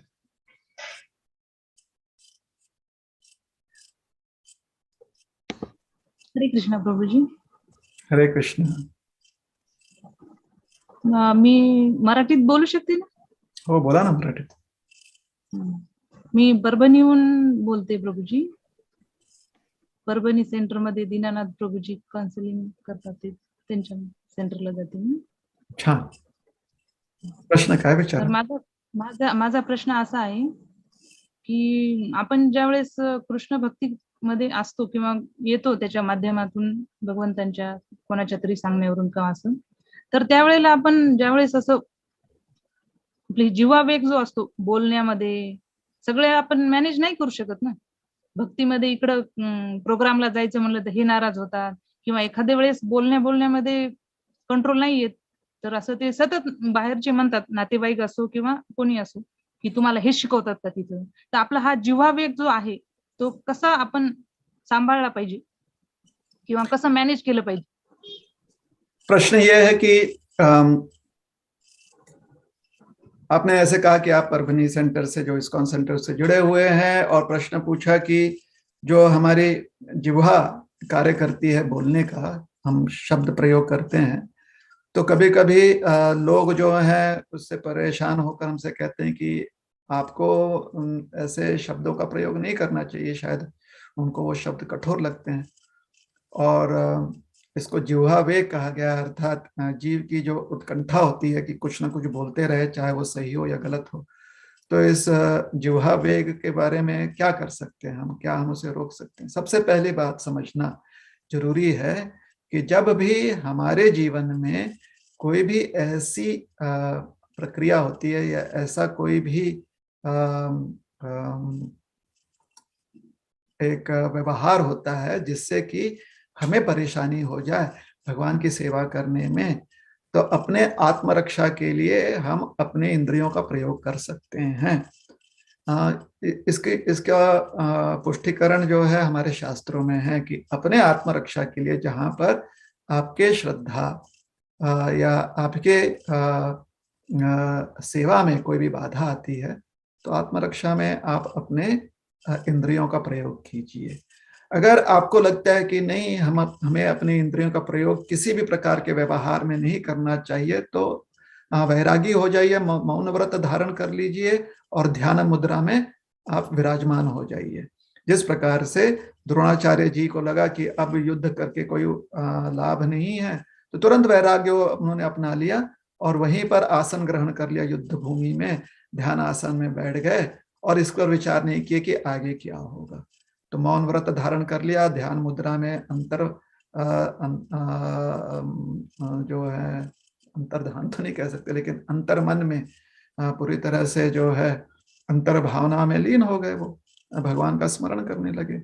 उसके बाद धृष्टद्युम्न जी ने उन्हें शरीर से मुक्ति प्रदान कर दी। लेकिन कहने का तात्पर्य यह है कि अगर हमको लगता है कि नहीं हमें ऐसा व्यवहार नहीं करना है तो फिर मौन व्रत धारण करके ध्यान आसन ग्रहण करके आप वैसे कर सकते हैं, वैरागी हो जाइए। लेकिन अगर वह संभव नहीं है तो अपने सामान्य व्यवहार में अगर कारण सही है, कारण सही नहीं, अगर आपको सही में दिख रहा है कि आपके सेवा में कोई बाधा हो रही है या आपको चोट पहुंच सकती है, शारीरिक या मानसिक रूप से कोई चोट पहुंच सकती है, तो आत्मरक्षा करने की अपने इंद्रियों का प्रयोग करके आत्मरक्षा करने की संधि या विकल्प दिया गया है, वह हम कर सकते हैं। किंतु ऐसा करने से हमारे मन पर संस्कार पड़ता है कि हमने कुछ क्रिया अपने आत्मरक्षा के लिए की और ये क्रिया जो है राजसिक क्रिया होती है, रजस होता है। आत्मरक्षा में क्रिया किए गए भी कार्य जो है राजसिक होते हैं। राजसिक कार्य का फल यह होता है कि उसका स्वाद व्यक्ति चख लेता है, जिसका स्वाद लग जाता है व्यक्ति को। तो इसलिए जब भी ऐसी परिस्थिति ना हो हमारे जीवन में परिस्थिति बहुत अनुकूल है कि हम अच्छे से सेवा कर सकते हैं और दूसरों से व्यवहार भी अनुकूल भाव से हो रहा है, तो उस समय ध्यान पूर्वक सत्व गुण में रहने का प्रयास करना चाहिए ताकि मन पर सत्व का प्रभाव पड़े। और जब भी रजस का प्रभाव मन पर पड़ता है तो जैसे ही परिस्थिति बदल जाती है तो जितना भी मौका मिले आगे चलकर हमें और अधिक सात्विक व्यवहार करना चाहिए। अर्थात अपने मुख से हमें सुंदर वचन ही कहने चाहिए, अपनी इंद्रियों का प्रयोग हमें किसी लाभदायी या लाभ प्रदान करने वाले कार्य में ही प्रयोग करना चाहिए। फिर से दोहराते हैं, आत्मरक्षा में हम अपने इंद्रियों का प्रयोग कर सकते हैं। तत्पश्चात, क्योंकि वो राजसिक वो कार्य होता है, हमें बहुत सारा समय जो है सात्विक कार्यों में बिताना चाहिए, जिससे कि हमारा मन जो है सत्व में रहे। और अगर आपको लगता है कि नहीं इन सब से आपको कुछ लेना देना ही नहीं रखना है तो वैराग्य ले लीजिए, मौन व्रत धारण कीजिए, ध्यानासन ग्रहण कर लीजिए, ध्यान मुद्रा में बैठ जाइए, किसी भी बात की चिंता मत कीजिए कि क्या होने वाला है, क्या होगा। ठीक है, समजलं ना हे? ओके प्रभूजी, समजलं. ठीक. मागचं वाक्य खूप आवडलं प्रभूजी, कारण तुम्ही म्हणले की जर वैराग्य त्यांच्याशी काही देणं घेणंच नाही ठेवायचं आपल्याला तर ही गोष्ट खूप छान आहे. कारण शक्यतो मी असंच करते, पण तरी पण अजून वाटत होतं की बाबा याच्यामध्ये काहीतरी सुधारणा होऊ शकते का अजून. झालं, माझं समाधान झालं प्रभूजी. हरे कृष्ण. हरे कृष्ण. कृष्णा, तो और भी किसी को भक्तों को प्रश्न पूछना तो अपना हाथ खड़ा कर सकते हैं। अगला प्रश्न यहाँ पे पूछता हूँ कि तो जब हम इतना सुनते हैं, इतना पढ़ते हैं भक्ति के बारे में, फिर भी शरीर के प्रति आसक्ति क्यों नहीं जाती? ये आसक्ति कैसे जाएगी और हम मिथ्या अहंकार से कैसे बचें? मीन्स इसके लिए हम कैसी साधना करें और कैसा भजन करें कि हम मिथ्या अहंकार से बच सके और शरीर के प्रति हमारी आसक्ति कम हो? हम इतना पढ़ते हैं, इतना भजन करते हैं ऐसे कहा ना, इतना श्रवण करते हैं, भजन करते हैं, साधना करते हैं, हम इतना और श्रवण पढ़ते पुस्तक अध्ययन भी करते हैं। हम इतना पढ़ते हैं, इतना श्रवण करते हैं, इतना भजन करते हैं, फिर भी मन से आसक्ति नहीं जाती है। तो ऐसा क्यों है, क्या कर सकते? हमें अपने जब हम प्राइमरी स्कूल में नहीं, सेकेंडरी स्कूल में थे ना, तब की बात याद आ गई, मतलब विद्यार्थी जीवन की घटना याद आ गई कि हर परीक्षा के बाद हम यही कहते थे कि हमने इतना पढ़ाई किया, या फिर इतना पढ़कर भी आउट ऑफ सिलेबस ही प्रश्न आ गया, या इतना हम पढ़ते हैं लेकिन फिर भी क्रमांक टीचर ने नहीं दिया। तो जो फल है, जो रिजल्ट है, उसी के अनुसार हमें हमारी जो है हमारे रिएक्शंस होते थे, प्रतिक्रिया होती थी हमारी। और सोचने वाली बात, अब हम सोचते हैं कि उसी समय खाली प्रतिक्रिया क्यों देते थे। यह प्रतिक्रिया हम जो 365 दिन में से हम परीक्षा मुश्किल से सारे परीक्षाएं मिला लें तो मुश्किल से 30-35 दिन की परीक्षा होगी, 4 परीक्षा, 8 परीक्षा, या आजकल ज्यादा हो गया, हर सप्ताह में एक परीक्षा होती है, तो फिर भी 52 परीक्षाएं होंगी, हर सप्ताह में 2 भी होंगे, तो फिर भी 100 परीक्षा होगी 365 दिन में। बाकी जो दिन है, कुछ दिन छुट्टियों में निकल गए, 4 महीने छुट्टियों में निकल गए, 2 महीने परीक्षाओं में निकल, फिर भी 6 महीना तो बचता है ना। 6 महीनों में जब हम अभ्यास करते हैं, उस समय तो कभी भी प्रतिक्रिया ऐसे नहीं देते कि आज हमने पढ़ लिया लेकिन फिर भी रिजल्ट तो नहीं मिल रहा है, फिर भी जो है आउट ऑफ सिलेबस क्वेश्चन आ रहा है, क्योंकि उस समय में परीक्षा ली नहीं जाती। अगर हम रोज इस बात पर विचार करने लगे, तब हम जो है शायद अपने ग्राफ को देख सकते हैं कि हर दिन का हमारा हमारी जो हम में जो परिवर्तन है वो कितना हो रहा है या नहीं हो रहा है।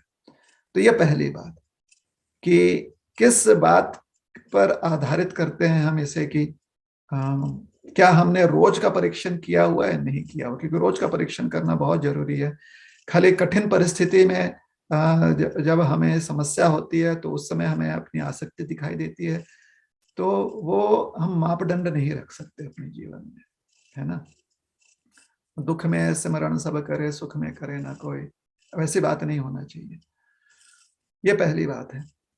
दूसरी बात, अपने विद्यार्थी जीवन से ये बात समझ में आ गई कि मतलब 3-4 घंटा हम पढ़ते हैं लेकिन दिमाग में कोई बात जाती ही नहीं, तो फिर पढ़ाई करके फायदा क्या है भाई। दिमाग में बात तब ना जाएगी जब आपको लगेगा कि वो जो आप पढ़ रहे हैं वो आपके समझ में आ रही है, बात समझ में आ रही है, अर्थात उसको आप अनुभव कर सकते हो, उसको आप रियलाइज करते हो। जिन चीजों को आप रियलाइज करते हो, जिन चीजों को आप समझ जाते हो, उन चीजों को आप काफी समय, काफी दिनों तक आप याद रखते हो और उसका व्यवहार में प्रयोग भी करते हो। उसी प्रकार से जो हम श्रवण करते हैं, जो हम मनन करते हैं, चिंतन करते हैं या अध्ययन करते हैं, अगर वह सिर्फ शुष्क ज्ञान के रूप में रह जाए, अर्थात सिर्फ इंफॉर्मेशन के रूप में रह जाए, तो हमारे जीवन में उसका कोई महत्व नहीं रहेगा, सिवाय जब हमें उसे प्रयोग करना पड़े। तो प्रयोग में अगर वैसे डेटा, वैसे इंफॉर्मेशन कम हो जाते हैं तो उन इंफॉर्मेशन का कोई लाभ नहीं है। तो सिर्फ क्योंकि एक पुस्तक है, पुस्तक में शब्द हैं, कहीं पर तो कहा गया है ना महात्म्य में कि अगर कोई एक अध्याय भी गीता का पढ़ता है तो उससे आत्म साक्षात्कार हो सकता है। कोई अगर एक श्लोक भी पढ़ता है तो आत्म साक्षात्कार हो सकता है, वो मुक्त हो जाएगा। कोई एक शब्द भी पढ़ता है तो उसे आत्म साक्षात्कार हो सकता है। और कोई एक अक्षर भी पढ़ता है, अक्षर कहा गया है सिलेबल कि ग भी कहता है भगवत गीता का, तो उसे आत्मा साक्षात्कार हो सकता है। कहने का तात्पर्य क्या? कहने का तात्पर्य यह है कि पोथी पढ़ पढ़ मुआ पंडित भयानक हो। अब कितना भी पोथी पढ़ लो, कितना भी श्रवण कर लो, पंडित नहीं होंगे। लेकिन जिस दिन आपको साक्षात्कार हो जाए, सेवा भाव आप में आ जाए, और ये चिरायु सेवा भाव हो ये आज है, अगले क्षण भी रहेगा। हम शायद पता नहीं कल तक ना रहे, लेकिन आज अभी है, अगले क्षण भी रहेगा, अगले एक घंटे के बाद भी अगर ये भावना रहेगी तो मतलब इसका अर्थ होता है कि कुछ परिवर्तन हुआ है हमने। और ये परिवर्तन अगर अगले क्षण तक स्थायी रह गया या अगले 1 घंटे तक स्थायी रह गया तो संभावना यह है कि धीरे धीरे ये परिवर्तन और लंबे समय तक स्थायी रहेगा। नहीं तो इतना सारा पोथी पढ़कर पंडित थोड़ी होने वाले हैं अगर ये ऐसा परिवर्तन ना हो हमारे जीवन में। तो जब तक उससे आप कनेक्टेड ना फील करें, वो आपको उसके साथ आप उसको रिलेट ना कर पाए, तो श्रवण करके अध्ययन करके लाभ नहीं मिलता। ठीक है ना? तो उसके साथ रिलेट करने का प्रयास कीजिए, उसे अपने जीवन में कैसे प्रयोग कर सकते हैं उससे आप देखिए। जो भी प्रयोग हो सकता है उसमें आप मन लगाइए। बाकी जो आप पढ़ रहे हैं इंफॉर्मेशन के रूप में, शुष्क ज्ञान के रूप में रहने दीजिए। क्या पता आगे चलकर आप उसके साथ जुड़ सकें, शायद आप उसको प्रयोग में ला सकें। ठीक है ना? तो प्रयोग में लाना अर्थात उसे रियलाइज करना, उसके महात्म्य का साक्षात्कार होना, यह आवश्यक है। साक्षात्कार की आवश्यकता है।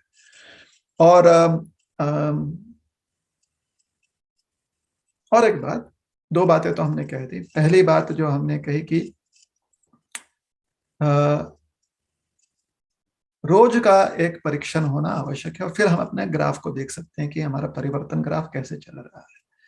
सिर्फ कुछ परिस्थितियों में अगर ऐसा होता है तो फिर हमें विचार करना चाहिए कि शायद वो योग्य प्रणाली नहीं है, हमें कुछ और प्रोसेस अडॉप्ट करना चाहिए अपने परीक्षण करने का। दूसरी बात हमने जो कही वो यह है कि उसे हम प्रयोग में ला रहे हैं या नहीं ला रहे हैं। प्रयोग में लेकर आएंगे तब हमें उसके प्रति लगाव होगा, और शुष्क ज्ञान के रूप में होगा तो फिर लगाव नहीं हो पाएगा। तो शुष्क ज्ञान के रूप में उसे रहने दीजिए, आगे चलकर शायद लगाव हो जाए। किंतु अभी के समय में कुछ ऐसे उपदेशों को जरूर अपने जीवन में उतारिए ताकि उसके प्रति लगाव हो जाए। फिर वो अधिक समय तक, अगले मिनट में भी वो लगाव रहेगा या अगले 1 घंटे में भी वो लगाव रह सकता है, क्योंकि उससे लगाव हो गया है ना, उससे कनेक्शन हो गया है। और तीसरी चीज, अगर ये प्रश्न इसलिए पूछा गया कि कभी कभी भावना ये होती है ना कि अपने आप को हमेशा दीनहीन और अपने आप को हमेशा पापी समझते रहो, तो ये भी योग्य बात नहीं है। अगर आपके पास कोई योग्य कारण नहीं है अपने आप को हमेशा कमजोर समझने में, तो अपने आप को कमजोर जबरदस्ती से मत समझिए। भगवान ने जो इतनी कृपा की हुई है उसके लिए कृतार्थ रहिए। Be grateful rather than always trying to feel that one is sinful। ये बात समझ में आई? हमेशा अपने आप को पापी समझना ये भी योग्य बात नहीं, क्योंकि इसका मतलब है कि भगवान की कृपा कभी भी हमको नहीं मिल रही, तो ये सही बात नहीं है। ठीक है? ये सही बात नहीं। भगवान की कृपा बहुत रूप से हमें मिल रही है, इसलिए कृतज्ञ होने में ज्यादा समय बिताइए, ना कि अपने आप को पापी और अधम समझने में। अपने आप को पापी अधम कभी कभी समझ सकते हैं जब उसके लिए कारण, सही कारण हो। जहां पर हम भगवान की कृपा नहीं स्वीकार रहे हैं तो तब समझ सकते हैं। लेकिन अगर किसी कारण से ऐसी भावना, हम हीन भावना अपने मन में रख रहे हैं, तो ये हमारे मन के लिए हानिकारक है। उससे अच्छा मन को कृतज्ञता से भरने का प्रयास कीजिए। ठीक है? तो ये 3 बात पर ध्यान रखिएगा। हरे कृष्ण। हरे कृष्ण। धन्यवाद गुरु जी।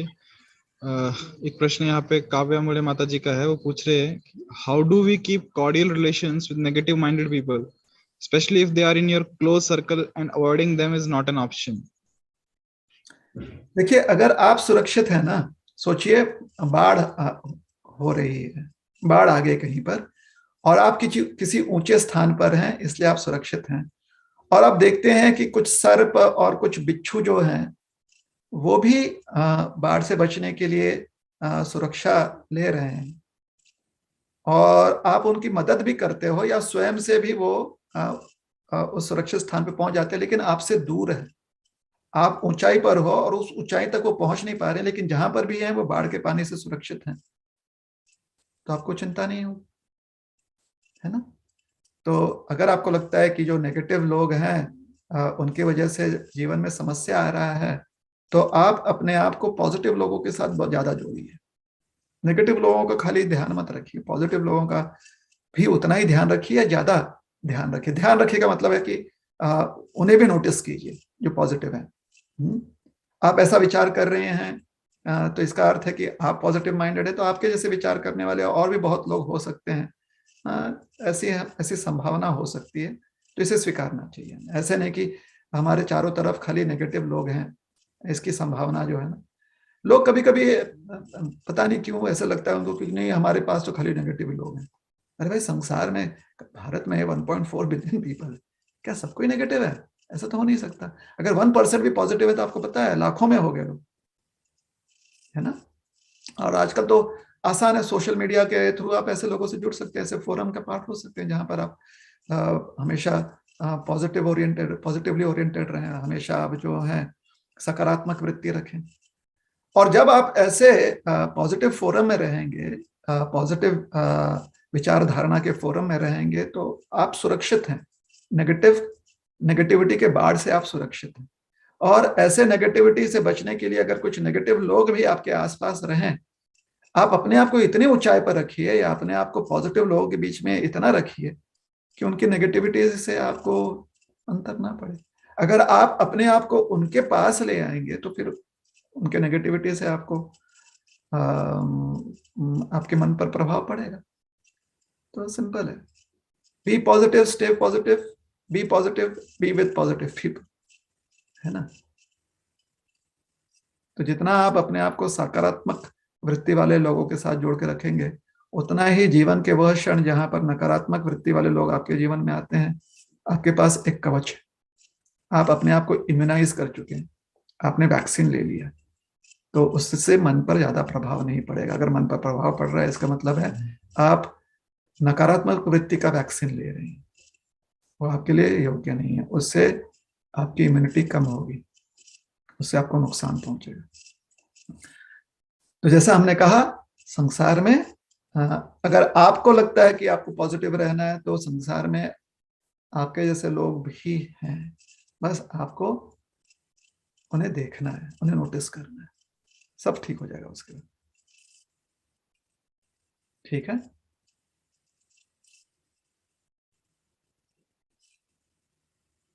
उस फोरम पर हैं क्या? हरे कृष्णा। हरे कृष्णा। यस माता जी। हरे कृष्णा प्रभु जी। हरे Krishna. Thank you, Prabhuji. I shall try to implement this. Yeah, please try to do that. Thank you so much. There's always hope. There are people who always are very hopeful, so stay with people who always look towards hope. Stay away from people who are always despairing in life, who always have despair to look at. Yeah, but sometimes it becomes difficult to avoid them, especially if they are in your own family or very close to you. Being an adult means you get an opportunity to interact with a lot of adult people. So, yeah, true. So if we take that into consideration and be grateful for all the other positive inputs that we have, that vaccinates us against negative influences. Is that all right? Okay. Yes, yes. Thank you, Prabhuji. You're welcome. अगला प्रश्न यहाँ पे मीनाक्षी माता जी का है। वो पूछ रहे हैं कि प्रभु जी, I wonder if Mahabharat, Ramayan, Lord Ram and Lakshman Krishna ever existed in real, because I have heard that they are the fictional characters of one's own mind. There are a lot of ways. अच्छा, प्रश्न ये है कि क्या राम और कृष्ण जैसे व्यक्ति वास्तव में इतिहास में थे? क्योंकि हमने ऐसा सुना है कि ये सब जो है एक मिथ्या है। तो ऐसा है ना कि जो कुछ हमारे समय काल से परे है, उन चीजों को हम रेफरेंस के माध्यम से ही जान पाते हैं। Everything that is beyond our years of existence is only known through the medium of references. ठीक है ना? तो अगर हमारा जीवन काल जो है 10 साल हो या 90 साल हो, आजकल कोई हमारे शिवानंद स्वामी जो अभी पुरस्कृत हुए पद्मश्री से, वो 125 वर्ष के हैं। तो मान लेते हैं कि अगर आपने 125 वर्ष जो है बिताए संसार में, या आपने 10 से 40 साल बिताए संसार में, जो भी हैं, तो उससे परे 125 साल के आयु से पूर्व जितनी भी घटनाएं हैं, वो सिर्फ जो रेफरेंसेस दिए गए हैं, जो उनके बारे में कथनी है या उनके बारे में लेख हैं, उसके माध्यम से ही जान सकते हैं। तो कृष्ण और राम के बारे में अगर हमें जानना है तो रेफरेंसेस के माध्यम से ही जान पाएंगे। अब रेफरेंसेस जो हैं वो बायस्ड हो सकते हैं, अनबायस्ड हो सकते हैं। बायस्ड जो रेफरेंसेस हैं, बायस मतलब एक तरफा हो सकते हैं, या वो तथाकथित रेफरेंसेस हो सकते हैं, या फिर वह जो है वास्तविक रेफरेंसेस हो सकते हैं। वास्तविक रेफरेंसेस वह होते हैं जो जब से उनकी चर्चा हो रही है तब से उनमें कोई बदलाव नहीं आया है, और हर पीढ़ी में उसकी मान्यता बहुसंख्या लोगों ने दी हुई है। उसे कहते हैं वास्तविक रेफरेंसेस। अब उसमें आप चर्चा कर सकते हैं, लेकिन उसके ऊपर विश्वास कैसे करें? हाँ, ऐसे अविश्वासों के लिए तो फिर कोई और मार्ग नहीं है। लेकिन अगर आपको आपके पूर्व जो भी घटना क्रम हुए हैं उसके बारे में जानना है, तो आपको श्रद्धा रखनी पड़ेगी इन रेफरेंसेस पर। तो हमने समझा कि there are acceptable references and there are references that can be challenged. ठीक है ना? तो एक्सेप्टेबल जो रेफरेंसेस है उसको हमने कहा कि वो वास्तविक रेफरेंसेस हैं, और जिनको चैलेंज किया जा सकता है वो तथाकथित रेफरेंसेस है। तो वास्तविक रेफरेंसेस या एक्सेप्टेबल रेफरेंसेस क्या है? एक्सेप्टेबल रेफरेंसेस वो हैं जो जब से ये रेफरेंस दिया गया है तब से लेकर आज तक वो यथार्थ है। यथार्थ अर्थात उनमें कोई विशेष परिवर्तन नहीं हुआ है, वैसे के वैसे ही उन चीजों को या उन चरितावलियों को समझाया गया है। हाँ, डिटेल्स में कम ज्यादा हो सकता है, जो कोर है ना उसका, जो उसका एसेंस है इन रेफरेंसेस का, वो वैसे ही रह जाता है। अब डिटेल ये है कि भारत का जो पहला तिरंगा 1947 में फहराया गया, डिटेल ये है कि वो किस कपड़ा का बना था। आज क्योंकि टेक्नोलॉजी इतना बदल चुका है, तो आज जिस कपड़े से बना होगा शायद उस कपड़े का नहीं बना होगा, या बना भी होगा, हमें पता नहीं है। लेकिन अगर हमें पता करना है तो रेफरेंस ढूंढना पड़ेगा। उस समय अगर किसी ने लिख दिया है कि इस कपड़े का बना हुआ है, तो अब उसके ऊपर हमें श्रद्धा रखनी पड़ेगी, है ना? तो ये डिटेल है। लेकिन तिरंगा जो है 1947, उसके पहले भी तिरंगा था, लेकिन 1947 में जब भारत को आजादी मिली 15 अगस्त को, तो उस समय किस कपड़े का बना था ये डिटेल है। तिरंगा लहरा रहा था, ये मुख्य, यह एसेंस है। तो रेफरेंसेस का एक एसेंस होता है, वास्तविक रेफरेंसेस का एक उसका कोर होता है, कोर विषय उसका एक मुख्य विषय होता है, और बाकी जो है उसके डिटेल्स होते हैं, जिसे कहते हैं गौण विषय, मतलब वो उस चीज को थोड़ा सा डिटेल में समझाते हैं। अब आते हैं हम राम और कृष्ण पर। राम और कृष्ण के जो चरित्र हैं, इस पर जब से मान्यता है कि वो उनकी कथा या उनका अस्तित्व था, उन्होंने कार्य किया इस भूतल पर, तब से लेकर आज तक हर पीढ़ी में बहुत ही ठोस प्रमाण मिले हुए हैं, रेफरेंसेस मिले हुए हैं, और हर पीढ़ी में उन रेफरेंसेस का जो कोर है वो वही मिला है। डिटेल्स थोड़ा अंतर है कि उन्होंने बाण जो है इस हाथ से चलाया, धनुष इस हाथ से पकड़ा था कि उस हाथ से पकड़ा था, ऐसे सिंपल एग्जांपल दे रहे हैं। ये डिटेल्स जो है कोई काव्य के रूप में उसे अलग रूप से प्रस्तुत करता है। सिर्फ राम के चरित्र के बारे में नहीं, लक्ष्मण के चरित्र के बारे में भी भरत के चरित्र के बारे में भी, शत्रुघ्न के चरित्र के बारे में, दशरथ महाराज के चरित्र के बारे में, कौशल्या, कैकेयी और सुमंत्र और मंथरा, और सुमंत्र जो उनके मंत्री थे, और हनुमान, सुग्रीव, वाली, रावण, विभीषण और मेघनाद, ये सब तो रामायण में, और इनके रेफरेंसेस हर बार हर पीढ़ी में मिलते आ रहे हैं।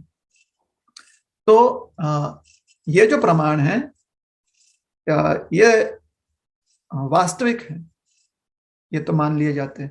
अब हुआ क्या, क्योंकि इन प्रमाणों को मिथ्या स्थापित करने का प्रयास बहुत जोर से किया गया, बहुत ही ज्यादा किया गया।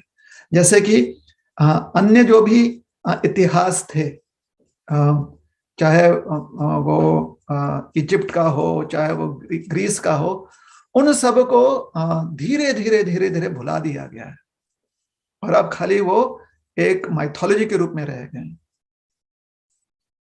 और जितना जरूरी है उतना ही रेफरेंस के रूप में रखा गया, बाकी सब मिटा दिया गया, क्योंकि किसी प्रकार से आगे की पीढ़ियों को उससे वांछित रखा गया। हमारे वैदिक संस्कृति में वैसा हो नहीं पाया। प्रयास बहुत किया गया कि आने वाली पीढ़ियों को इन रेफरेंसेस से पूरी तरह से काट दिया जाए। बहुत प्रयास किया, हो नहीं पाया।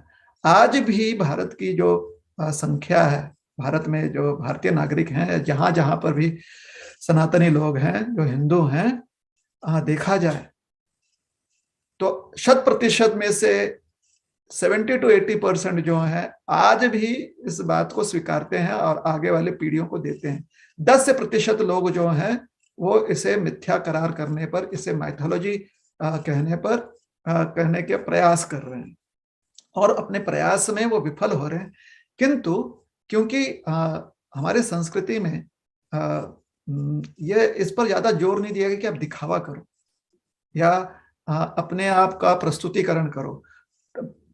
Presenting one self as someone important, ये हमारे संस्कृति में सिखाया नहीं गया, इसलिए उस चीज को अब हम समझ रहे हैं।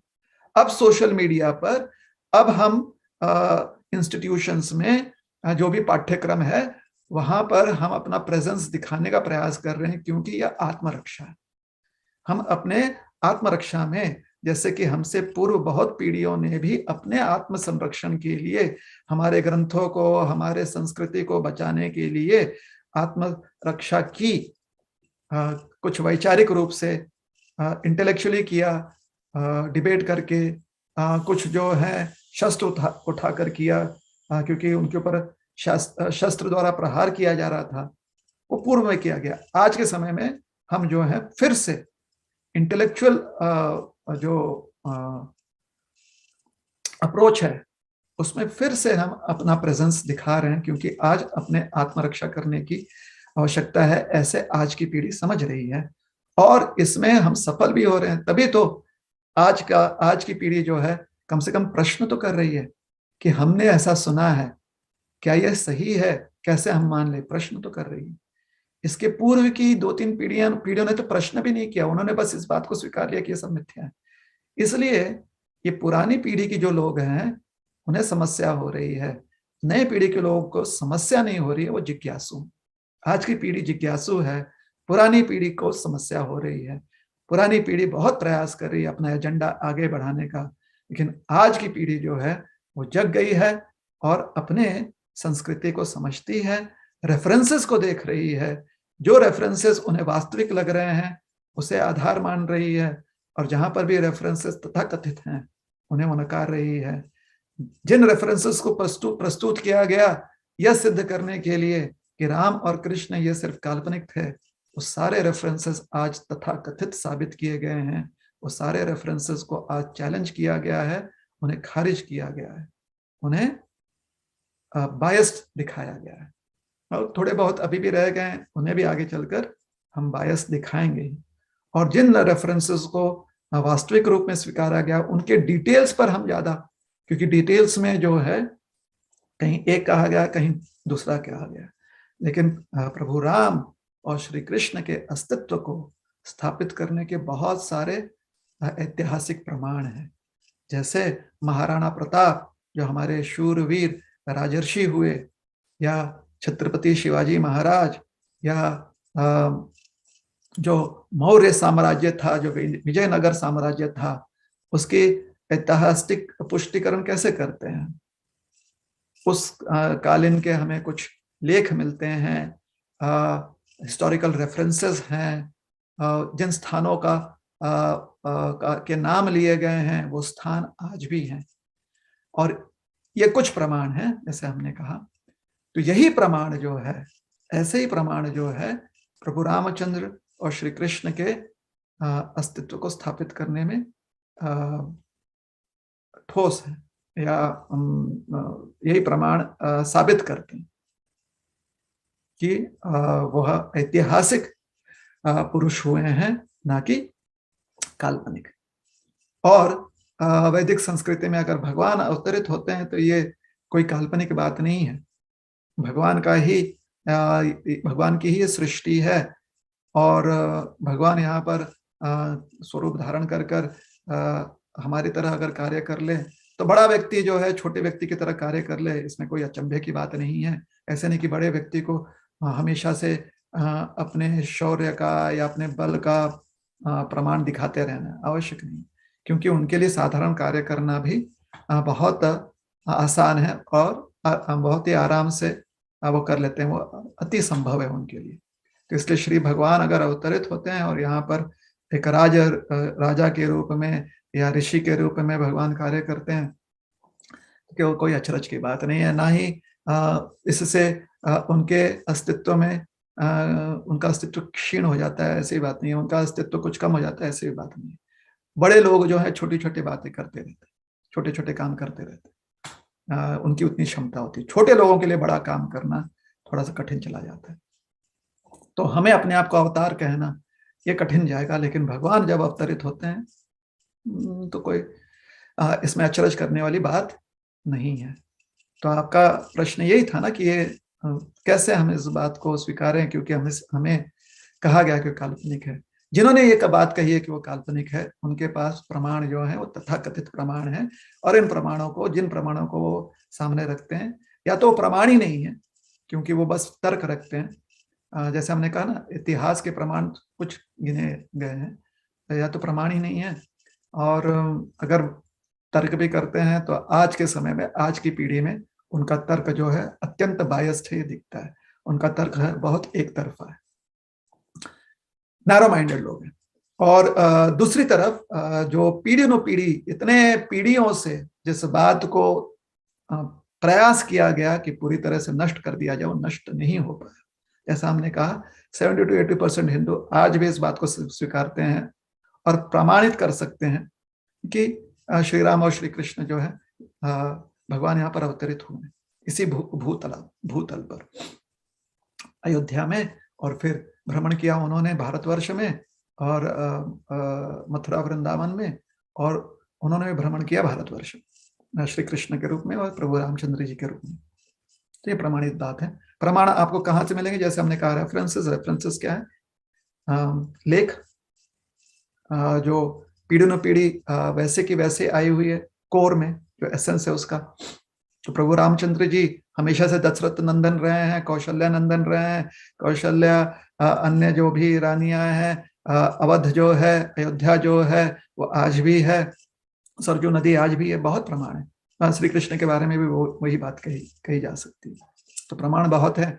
ऊपर से जितना भी शास्त्र में उल्लेख किया गया, कुछ कुछ जो है ज्योतिष के अनुसार सिद्ध किया गया है कि भाई वो जो चर्चा की गई है वो जो है योग्य।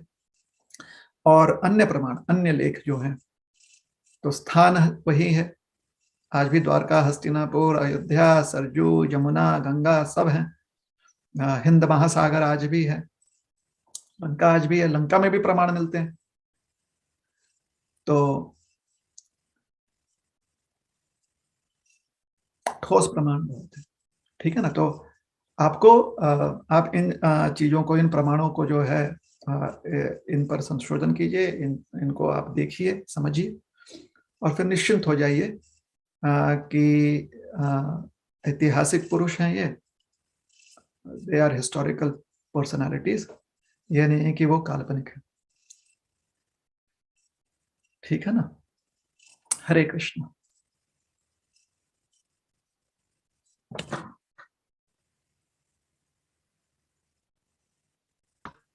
हरे कृष्णा। और मीनाक्षी माता जी, आप कुछ कहना चाहते हैं क्या?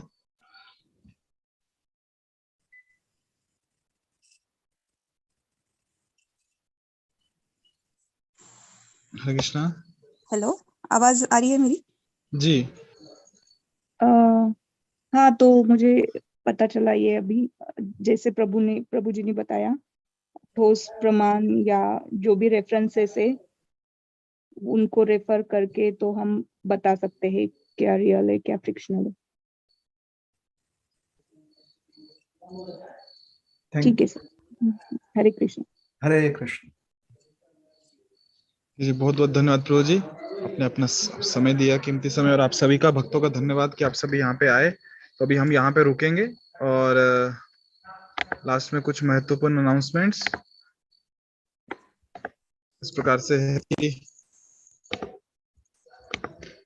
हाँ, अन्य सभी इस्कॉन की जो गतिविधियां हैं उसके बारे में जानने के लिए, और जो भी श्रीमद् भागवतम क्लासेस वगैरह होती है, तो आप हमें फॉलो कर सकते हैं इस्कॉन औरंगाबाद ऑफिशियल पे, Facebook, YouTube, Twitter, LinkedIn, Instagram पे। और श्रीमान रोहिणी प्रिया प्रभु जी को भी आप फॉलो कर सकते हैं फेसबुक, यूट्यूब, इंस्टाग्राम पे। उनका हैंडल है रोहिणी प्रिया दास। उनके डेली मोटिवेशनल वीडियोस, कोट्स, या फिर जो लाइव लेक्चर्स उनके डेली होते हैं, आप वहाँ पे उनको एक्सेस कर सकते हो। और अन्य किसी भी प्रकार की जानकारी के लिए आप इस नंबर पे संपर्क कर सकते हैं। नंबर है 8087032032। इस नंबर पे आपको व्हाट्सएप करना है हरे कृष्णा, आपको एक लिंक आएगा, लिंक पे टच करके आप ग्रुप में ज्वाइन कर सकते हैं। और जो डेली गीता के श्लोक है, श्रील प्रभुपाद जी के वीडियोस हैं, और अन्य इस्कॉन औरंगाबाद की गतिविधियों की इन्फॉर्मेशन आपको यहाँ मिलेगी। तो बहुत बहुत धन्यवाद। हम रुकते हैं, अभी मिलेंगे अगले महीने और अन्य प्रश्नों के साथ। हरे कृष्णा प्रभु जी, दंडवत प्रणाम। हरे हरे कृष्ण। कृष्ण। प्रभुपाद की जय।